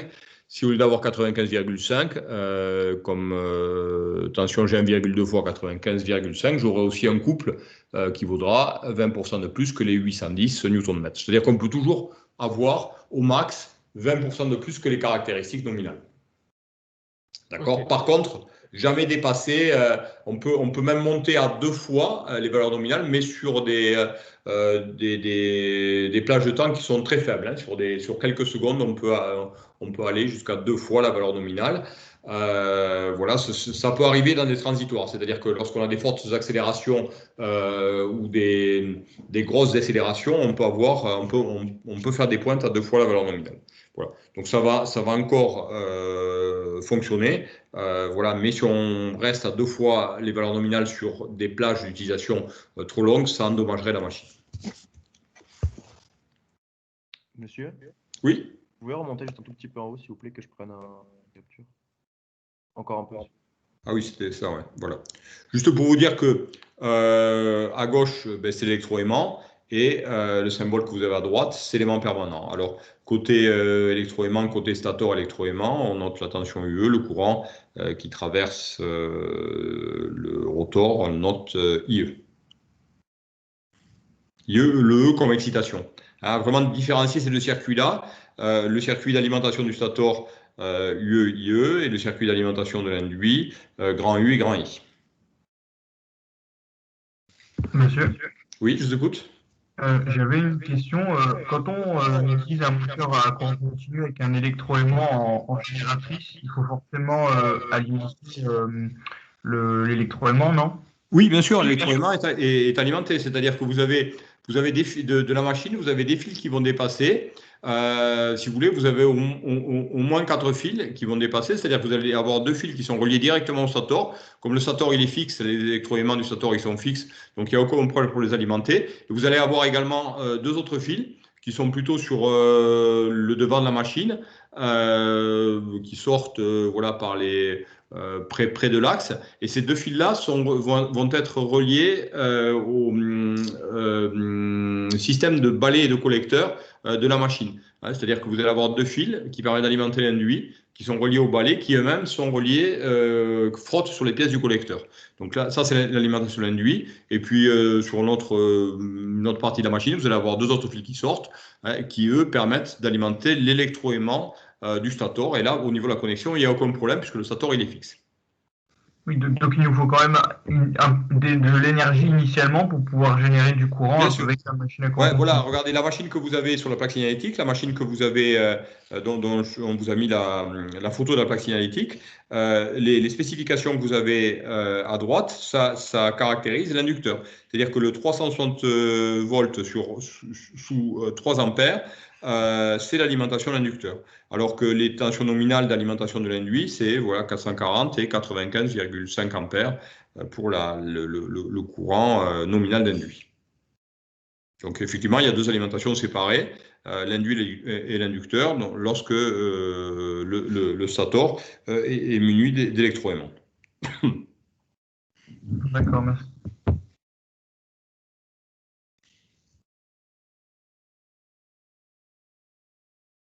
Alors, vous voyez comment on va noter dans le tableau que vous avez en bas, les puissances nominales. Alors, vous allez avoir une puissance mécanique utile nominale. Le PU, c'est ce qu'on va vraiment avoir sur l'axe.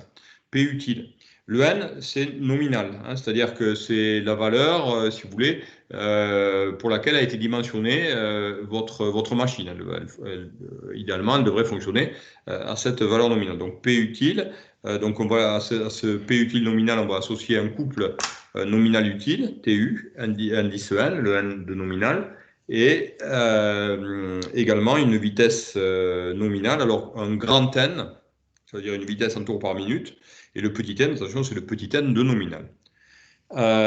Donc ça, c'est pour les valeurs nominales mécaniques, et il va correspondre à des valeurs nominales électriques d'alimentation de l'induit. Donc une tension nominale d'alimentation UN et un courant nominal d'alimentation de l'induit, grand IN.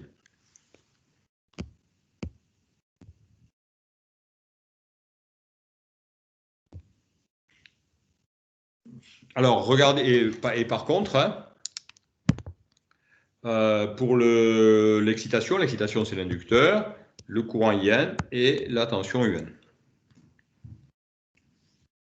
Alors, au niveau de la MCC, alors généralement, on ne s'occupe plus de l'alimentation, on ne parle pas trop de l'alimentation de l'inducteur, parce que lorsque l'inducteur est alimenté, si c'est un électroaimant, il est alimenté une fois pour toutes, on le laisse de côté. Nous, ce qui va nous intéresser, c'est plutôt l'alimentation de l'induit, parce que c'est au niveau de l'induit, on va avoir la rotation. Ah, vous voyez, ce qui tourne, c'est le rotor. Le rotor porte le bobinage induit. Ah, donc tout ça, c'est sur l'axe de la machine. Ah, donc c'est là où on va disposer, c'est sur l'axe de la machine, où on va disposer du couple utile et puis de la vitesse de rotation. Voilà. Alors, donc on s'occupe essentiellement de l'induit. Donc l'induit de la MCC, donc le symbole c'était celui-ci. Alors vous voyez qu'au niveau de l'induit, on a dit qu'au niveau de l'induit, on a un bobinage. Un bobinage, dès qu'il y a bobinage, au niveau de la modélisation électrique, il y a une inductance. Alors s'il y a un bobinage, il y a également une résistance. N'oubliez pas que le bobinage, il est formé de conducteurs. Ces conducteurs, généralement, ils sont en cuivre. Ils sont logés dans les encoches du rotor. Ils sont en cuivre. Donc, il y a une résistance. Alors, pourquoi? Vous allez me dire, le cuivre, c'est très bon. C'est un très bon conducteur. Pourquoi on tient compte de la résistance? Parce que du cuivre, il y en a beaucoup. Hein. Je vous ai dit que c'est des milliers de brins. Généralement, quand vous avez une machine du type de celle dont on vient de parler, qui fait 250 kg, il faut vous imaginer que vous avez, donc c'est voilà, une machine qui fait 250 kg. Vous voyez, c'est une machine qui fait plus d'un mètre de long. Et donc, vous avez un tas de bobinage, de fils de cuivre à l'intérieur des conducteurs. Donc, vous avez certainement plusieurs kilomètres de fils de cuivre. Donc, il y a une certaine résistance qu'il ne faut pas négliger. Donc, vous voyez, des phénomènes inductifs dus au bobinage, une résistance qui vient du fait qu'on a beaucoup de fils électriques pour constituer le bobinage de l'induit.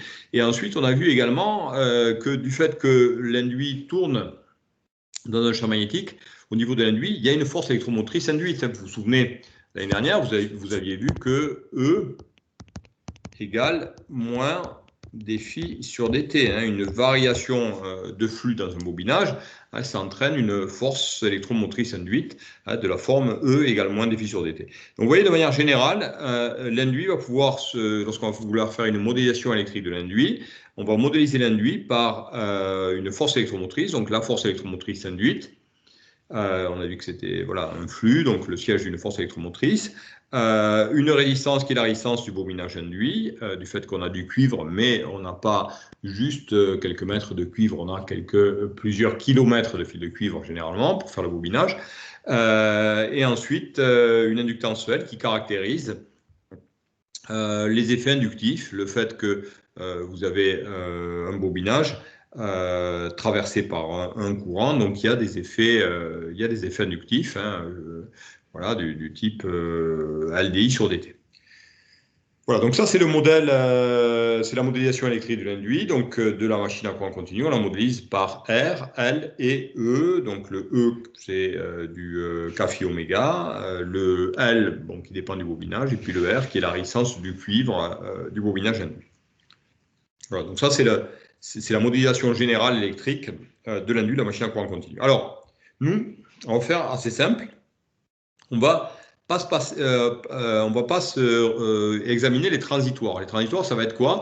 Ça va être lorsque la machine à courant continu elle accélère, lorsqu'elle décélère, hein, ou lorsqu'il y a des variations de vitesse au cours du fonctionnement d'une machine. Vous voyez, si vous avez un train, vous prenez une rame de métro qui est encore alimentée avec des moteurs à courant continu. Au départ, elle accélère. Ensuite, vous avez une vitesse qui est stabilisée. Et ensuite, pour s'arrêter, elle va commencer à décélérer. Donc nous, on va simplement, pour simplifier les choses, dans ce cours, on va principalement étudier le fonctionnement de la machine en régime permanent.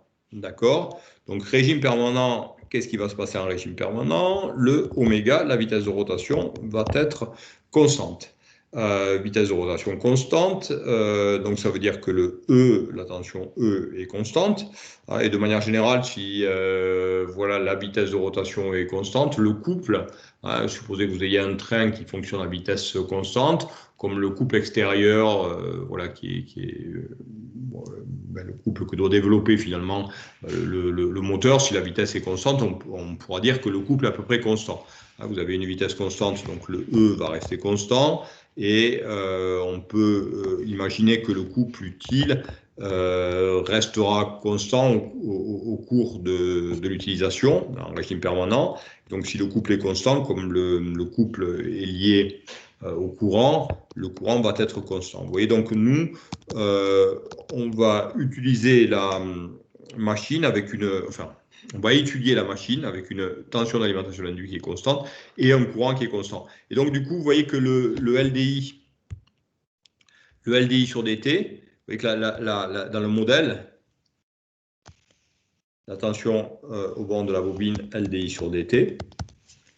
Et comme le I est constant, on est en régime permanent, le I est constant, le LDI sur dt de notre étude sera égal à 0. Vous voyez, c'est une hypothèse voilà, qui nous permet, le fait qu'on soit en régime permanent, de simplifier un petit peu le modèle. Vous voyez, donc les effets inductifs ils vont disparaître. On n'aura pas de variation de courant, les effets inductifs vont disparaître.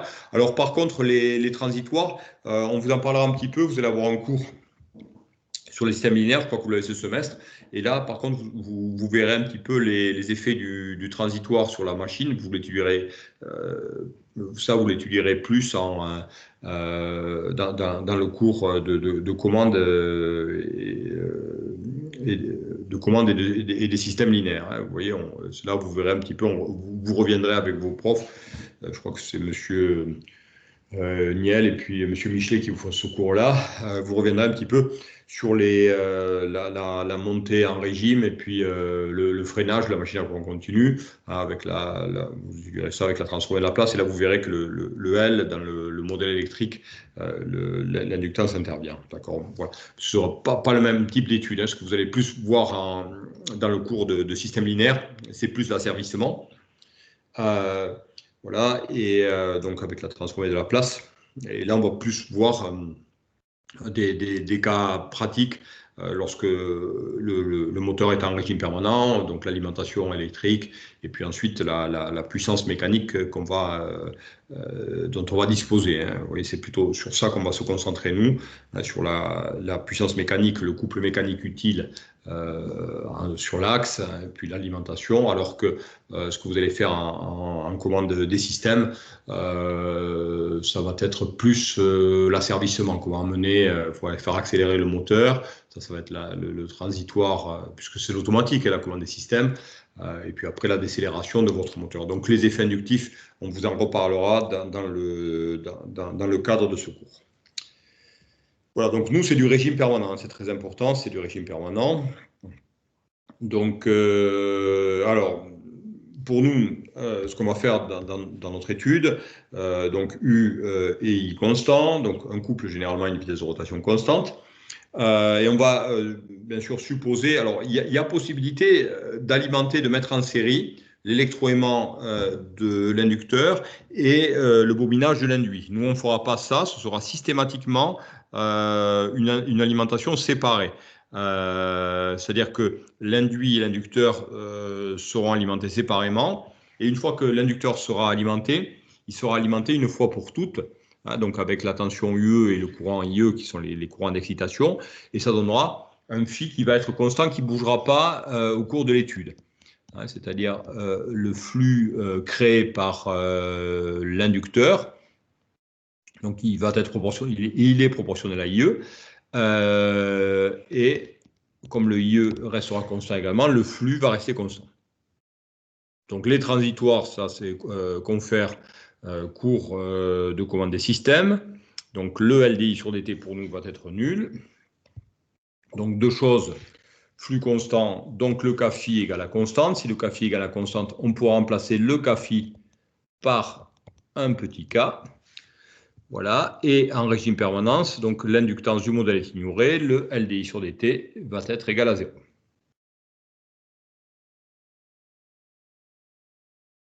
Alors, si vous voulez faire un petit exo ici, connaissant le principe fondamental de la dynamique appliquée au rotor en rotation, autour d'un axe fixe, et déduisez-en la relation en régime permanent entre un couple externe Tx et le couple mécanique produit sur la machine. Alors, vous savez, vous avez dû voir le théorème du moment cinétique. Alors, qui peut me donner le théorème du moment cinétique avec le moment d'inertie ?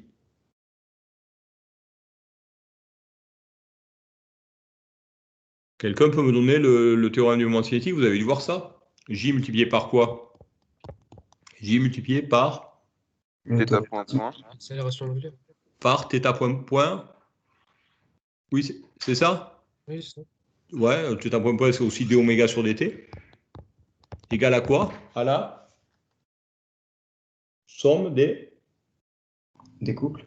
Voilà, des moments des couples. Donc là, vous avez un couple, le T extérieur qui est un couple résistant, hein, en notant le texte positif et le TM positif. Le TM, c'est le couple mécanique propre à la machine.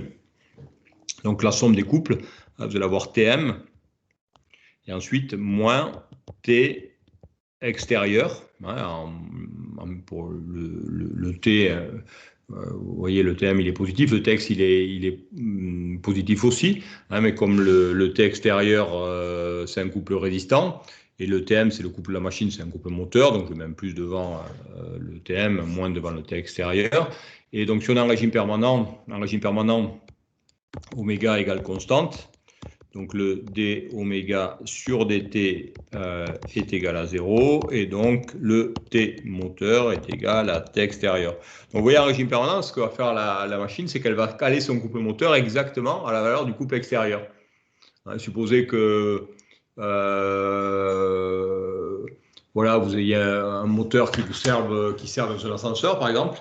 Quand l'ascenseur il fonctionne à vitesse constante, le couple extérieur, il est lié au poids de la nacelle avec les personnes dans l'ascenseur, vous voyez, de la cabine de l'ascenseur avec les personnes.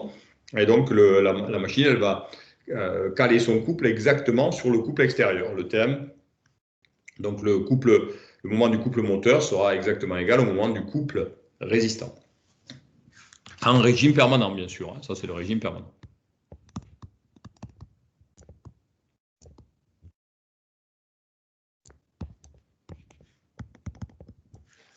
Voilà, donc en régime permanent, couple moteur égale au couple extérieur.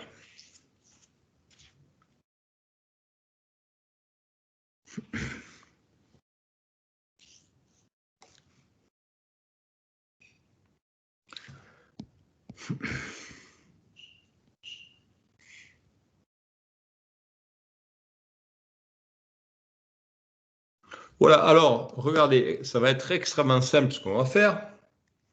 Que vous voyez, on a fait pas mal de simplifications. Donc, dans le modèle électrique équivalent, finalement, l'induit, comme en régime permanent, bien sûr, on est en régime permanent, l'induit se réduit à E et à R, d'accord? Voilà, il n'y a plus L. Les équations mécaniques, électromécaniques, E égale à K oméga, puisqu'on a dit que petit k était égal à grand K multiplié par phi. Je vous rappelle que le grand K, c'était P sur A fois NB et divisé par 2pi. Voilà, le phi est constant, donc grand K fois phi est égal à petit k est égal à une constante. Donc finalement, on se retrouve avec un E qui est directement proportionnel à oméga. un TM qui est directement proportionnel à I. Voilà, donc deux types de fonctionnement. Le fonctionnement en génératrice et puis le fonctionnement en moteur. Attendez, je regarde si j'ai bien fait les deux. Oui, c'est ça. Et le fonctionnement en moteur. Alors, donc en génératrice, ça veut dire que ce qu'on fournit à la machine, donc le rotor de la machine est excité, voilà, est entraîné par un couple extérieur. Hein. Donc là, ce qu'on va fournir à la machine en fonctionnement génératrice, c'est de la puissance mécanique. Donc un couple extérieur, c'est-à-dire qu'on va faire tourner, hein, c'est par exemple l'éolienne qui ferait tourner l'axe de la machine tournante, hein, vous voyez, grâce au vent. Hein, donc le couple extérieur ici, ce serait le couple qui va être lié à la force du vent sur les pales de la machine. Hein. Bon, ceci dit, après...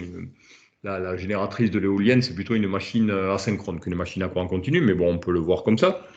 Voilà, c'est ce qu'on apporte, le couple mécanique qu'on apporte de l'extérieur avec la vitesse de rotation. Hein. Vous voyez ce qu'on apporte pour une machine à courant continu qui fonctionne en génératrice. Hein, ce qu'on va apporter, la puissance qu'on va apporter, c'est le T extérieur et puis la vitesse de rotation N. Voilà. Après l'induit, sur l'induit, on va récupérer une tension et un courant. Hein, si l'induit de la machine est relié à l'extérieur, par exemple à une résistance de charge RH, il va recevoir un courant sous une certaine tension.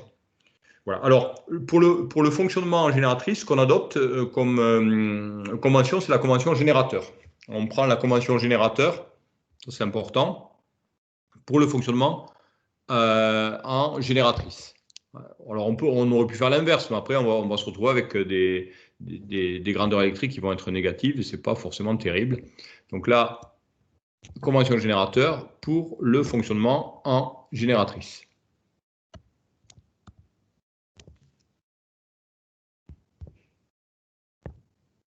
Voilà, alors vous voyez, regardez, j'ai plus l'inductance, donc je me retrouve avec E, R, U, hein, et vous voyez le U dirigé vers le haut avec un I qui va sortir. Hein. Donc là, je suis en convention générateur pour le fonctionnement génératrice.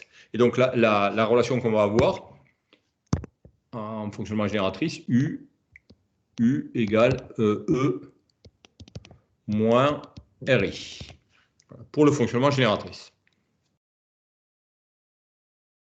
Alors bien sûr, si la génératrice fonctionne à vide, hein, vous avez directement à vide I égale 0, et donc U est égal à E. À vide, ça veut dire que la génératrice, elle est reliée nulle part. On fait tourner l'axe, hein, mais on laisse le circuit de la génératrice ouverte, et donc ce qu'on récupère, hein, si on regarde avec le voltmètre, on va récupérer une tension U qui est égale à E, puisque I vaut 0.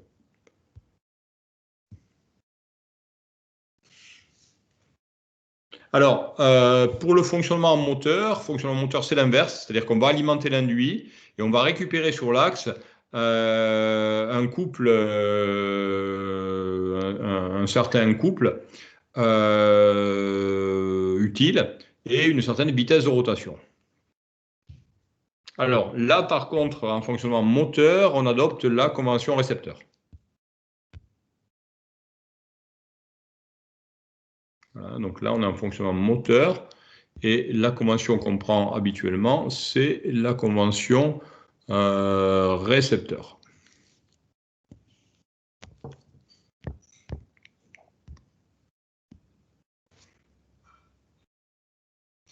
Alors, vous voyez, on a un couple utile qui est dans un sens. Le couple extérieur, généralement, vous voyez, le moteur va s'opposer à une charge mécanique. Hein, ça peut être les pales, par exemple, d'un ventilateur. Dans le cas inverse, vous voyez, ça, ce serait, on alimente le ventilateur. Souvent, c'est une machine à courant continu. On alimente le ventilateur d'électricité. Le ventilateur, il force parce qu'il brasse de l'air. Donc, vous voyez, c'est l'hélice qui va amener un couple résistant. Hein. Donc, la machine, elle va fournir un couple utile en régime permanent égal au couple résistant. Hein, le couple résistant, c'est le couple extérieur. Et dans ce cas-là, vous voyez, on est plus pour l'alimentation, comme on alimente le moteur directement en électricité, hein, on veut le faire fonctionner en moteur. Ce qui nous intéresse, c'est de récupérer la puissance mécanique. On va plutôt utiliser adopter la convention récepteur. C'est-à-dire que là, vous avez le U d'alimentation qui est égal à E, si je fais une loi d'émail, plus RI, puisque je suis en convention récepteur.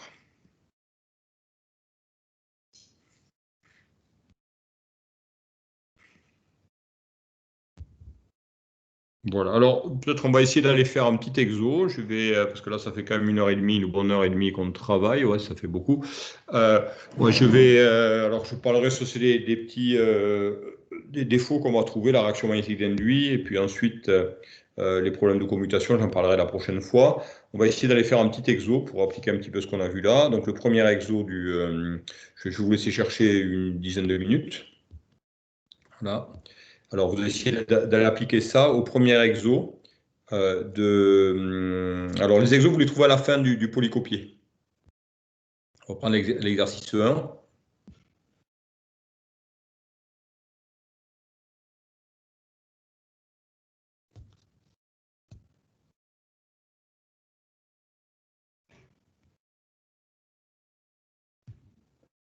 Alors, attendez.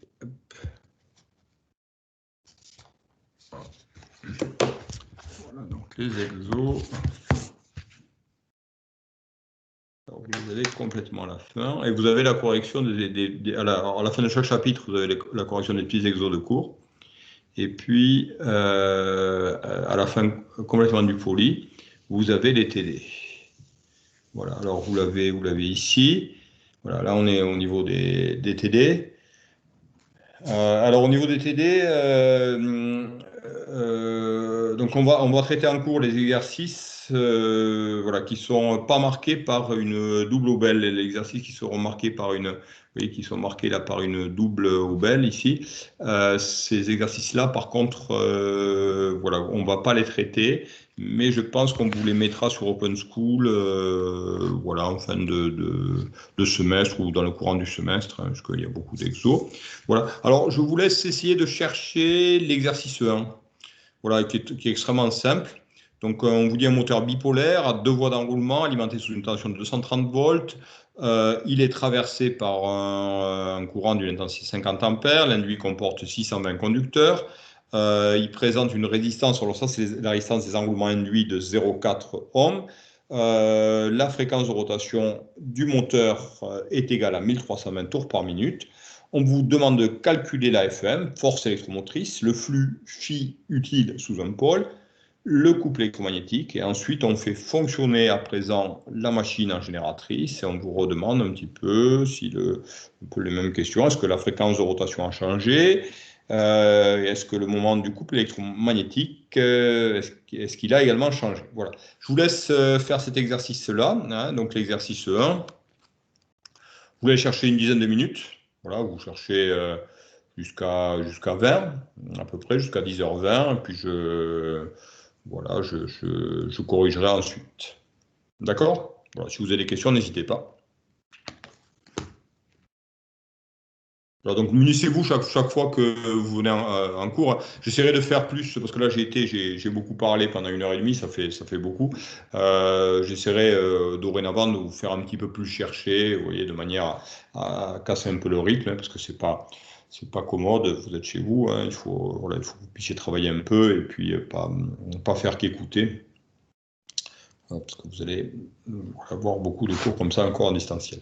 Voilà, donc je vous laisse chercher une dizaine de minutes. Monsieur? Oui, je vous écoute.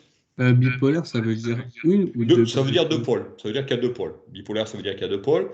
Donc ici, ça veut dire que P est égal à 1 et 2 voies d'enroulement, donc une paire de voies d'enroulement, et A est égal à 1. Ça veut dire que vous avez 2 pièces polaires en fait. C'est-à-dire que vous avez soit vous avez voilà, un aimant permanent qui est constitué par 2 pièces polaires, ou soit vous avez vous voyez, donc deux pièces polaires avec des bobinages autour de ces pièces polaires, des pièces polaires en matériau ferromagnétique avec des bobinages alimentés, donc qui créent le champ magnétique. Donc un pôle sud, un pôle nord, simplement. Ok, merci.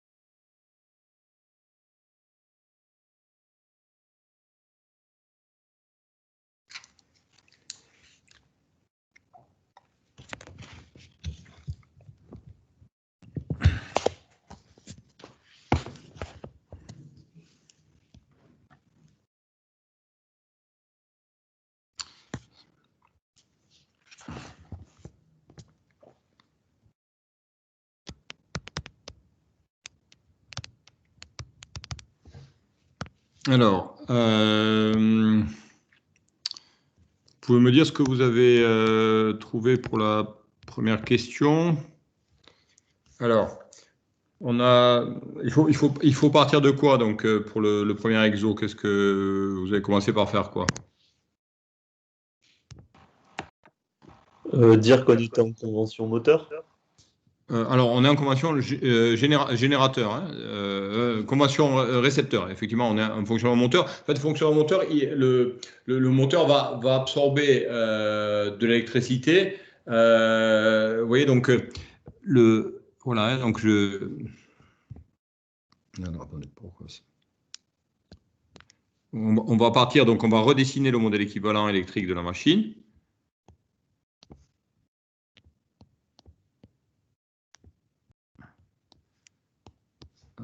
Alors,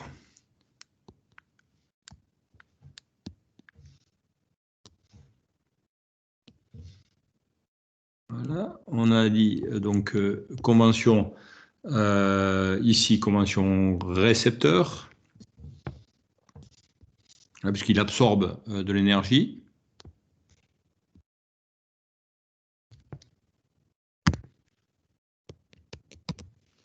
Alors, on vous dit I égale 50 ampères. Donc, ça c'est le schéma électrique de l'induit. Hein. Vous voyez, avec la force électromotrice E et la résistance R de l'induit. On est en régime permanent, il n'y a pas la bobine. La tension d'alimentation vaut 230 volts. Donc, il absorbe de la puissance électrique puisque ce qu'il va fournir, c'est de la puissance mécanique. Alors, ici, je suis en convention récepteur. Vous voyez que si je me mets en convention générateur, ben forcément, je devrais mettre en I négatif. Alors que là, vous voyez, on voit que le moteur absorbe. Il consomme de la puissance électrique. Hein, donc, si le U vaut 230, I vaut 50 ampères dans le sens indiqué. Ici, je peux écrire donc U. Alors, vous avez écrit que. Et vous avez alors, certains ont trouvé que la valeur de E vaut combien du coup? 250. 250. Hein alors, oui, 250, oui, c'est ça. Hein, ici, effectivement, on peut écrire que U est égal à E plus RI. Et donc, si je fais l'application numérique, 230 plus 0,4 fois 50 et U vaut 250 volts. Comment? C'est pas U qui est égal à 230 plutôt? Oui, excusez-moi, je vous dis des bêtises. Oui. Monsieur? Oui, attendez, oui, je vous dis des bêtises. Oui, oui, ce que j'ai. Oui, bien sûr. Hein, on part de la relation U égale à E plus RI. Hein, U égale à E plus RI. Et ce qu'on cherche, c'est E. Hein, donc, vous avez E qui est égal, excusez-moi, U moins RI. Voilà. Oui, et donc ça fait plutôt 210 volts. Oui, je vous écoute. Je dois pas avoir compris un truc, mais je comprends pas pourquoi il n'y a pas de bobine ici qui intervient. Parce qu'on a un régime permanent. C'est-à-dire que la vitesse de rotation est fixe, le courant est continu. Hein, donc, il n'y a pas les effets. Vous voyez, il y a le LDI sur dt. Ah oui, Comme le I est constant, le LDI sur dt est égal à 0. Vous voyez, on va avoir des effets inductifs dans des phases d'accélération ou de décélération. Mais ici, vous voyez, comme le I est constant, le LDI sur dt vaudra 0. Donc, c'est pour ça que nous, dans le modèle quasiment qu'on va faire dans tout le TD, puisqu'on va y passer, je suis passé sur la machine à courant continu, peut-être 2-3 séances, je ne sais pas trop encore combien, ça va être très rapide. Donc, on se place uniquement en régime permanent, donc on ne voit pas les effets inductifs. Voilà, oui, alors, donc, je fais mon calcul. Alors, 230 moins 20, du coup, ça vaut 210 volts. Voilà pour la première question. Deuxième question, alors le flux, comment vous avez fait pour calculer le flux sous un pôle? La formule de la puissance, pardon, pas la puissance avec la formule de la force électromotrice. Oui, alors c'était quoi la formule, vous vous souvenez? E égale P sur A fois grand N fois petit n fois phi. Voilà, fois grand NB fois petit n et fois phi. Là, donc phi vaut à sur P fois E et divisé par NB et divisé par petit n. Alors, donc si je fais l'application numérique, on va essayer de faire ça proprement. AN. Alors, phi A sur P. Alors, A, c'est le nombre de paires de voies d'enroulement. Vous dites deux voies d'enroulement, donc vous avez une paire de voies d'enroulement. Et ensuite, on vous dit que la machine est bipolaire. Bipolaire, ça veut dire qu'elle possède deux pôles et donc une paire de pôles. Voilà, multiplié par 210 et divisé par alors, le nombre de brins. Hein. Là, ce n'est pas le nombre de spires, c'est le nombre de brins, le nombre de conducteurs. Il y en a 620. Voilà, et la vitesse de rotation en tours par seconde. Donc 1320 divisé par 60. Ça fait 22. Voilà, et ça vous donne phi.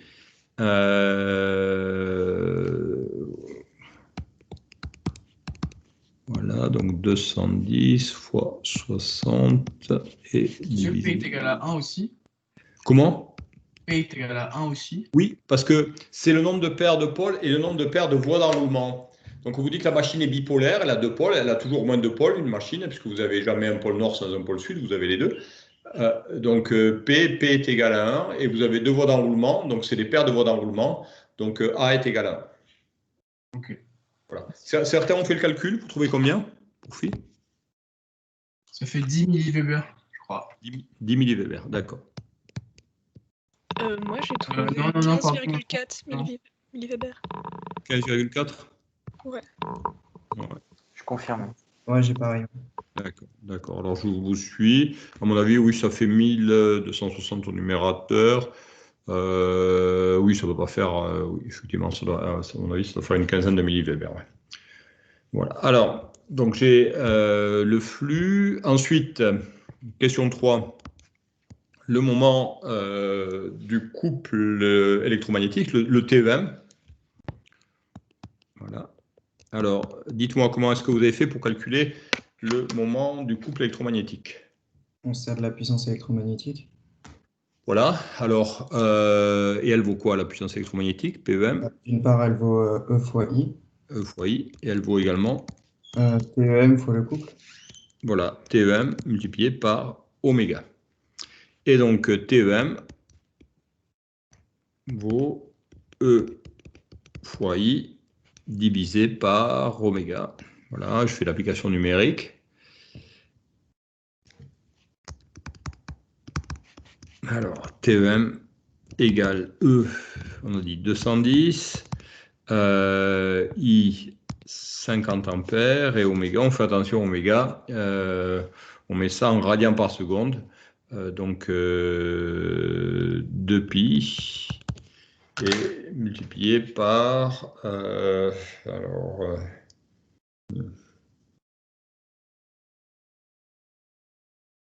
voilà, c'est 2pi. Alors, 1320, ça doit faire 2pi multiplié par 22, je pense. Parce que 1320 divisé par 60, ça fait 22. Voilà, et si on fait l'application numérique. Oui, alors, maintenant, on va arrêter là. Si je continue, ça me fait quoi du 105 fois 25 divisé par 11 fois pi. Voilà, je ne sais pas, certains ont trouvé, ou sinon je fais... 76. 76 Nm, c'est ça? Ouais, c'est ça, moi j'ai à peu près. Voilà. Et pareil. Voilà, super. Voilà, 76 Nm.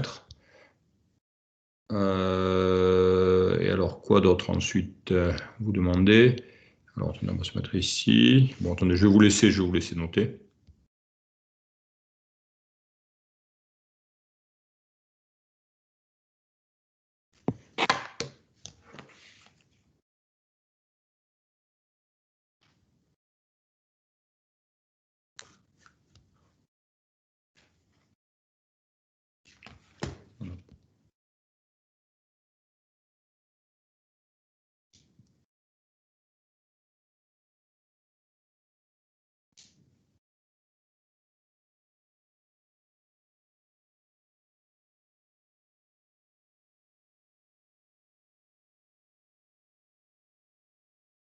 Voilà. Alors, on vous dit à présent la machine fonctionne en génératrice. On vous demande est-ce que la fréquence de rotation a changé du coup. C'est-à-dire qu'elle fonctionne en génératrice, mais avec la même tension. La tension d'alimentation, c'est 230 volts. Le courant, il ne change pas non plus. Est-ce que la vitesse de rotation, elle a changé? Ouais, elle a changé. Ouais, elle a changé. Pourquoi? Parce que la force électromotrice va changer, en fait. Et la force électromotrice est directement proportionnelle à la vitesse de rotation. Voilà, donc vous voyez, cette fois-ci, on va voir la machine, on va passer sur le modèle équivalent de la nuit, on va passer en convention générateur, en convention récepteur. Donc le E change, et si E change, la vitesse de rotation change. Par contre, comme le courant ne change pas, le couple électromagnétique est inchangé. Cette fois-ci, ça devient un couple résistance, et plus un couple moteur, puisqu'on a un fonctionnement génératrice, mais le couple est inchangé. Par contre, la vitesse de rotation va changer. Voilà. Alors, comme c'est 30, je ne vais pas aller plus loin. Je ne vais pas grignoter 5 minutes pour vous refaire la fin. Donc, ça, je vous laisse terminer. On terminera ça le 4 et 5 la prochaine fois. Enfin, c'est extrêmement simple. Au lieu d'écrire U égale E moins RI, vous écrivez U égale au lieu d'écrire U égale E plus RI, vous allez avoir U égale E moins RI. Voilà, donc là, c'est là où vous allez trouver que la force électromotrice est supérieure. Ça va vous faire 230 plus ouais, ce que je vous ai dit tout à l'heure, là, parce que voilà, ça va vous faire 250. Donc là, la vitesse de rotation est changée et le couple est changé. Donc je vous laisse terminer ça. Vous pouvez passer à l'exercice 2, essayer de chercher l'exercice 2. Pour ça, il faudrait lire un petit peu plus, parce qu'il y a la notion de perte constante, je crois, qui est abordée dans la somme des pertes fer et pertes mécaniques. Donc, il y a la notion de perte constante qui est abordée, je ne l'ai pas abordée en cours. Donc, moi, je vous laisse finir de lire le cours. On ira assez vite et puis ensuite j'essaierai de corriger le plus d'exos possible la prochaine fois. Et donc notamment, voilà, donc vous pouvez faire essayer de faire l'exercice 2. Voilà, donc on va arrêter là. Voilà. Donc je ne sais pas si vous souhaitez voilà, que je filme le cours et que je le mette sur YouTube ou si vous le faites de vous-même. Est-ce que c'est des choses que vous avez l'habitude de faire ou pas? En fait, avec Teams, on a l'option d'enregistrer le cours. Donc, Ouais. je sais pas qui l'a lancé, je crois que c'est Martin. Ouais.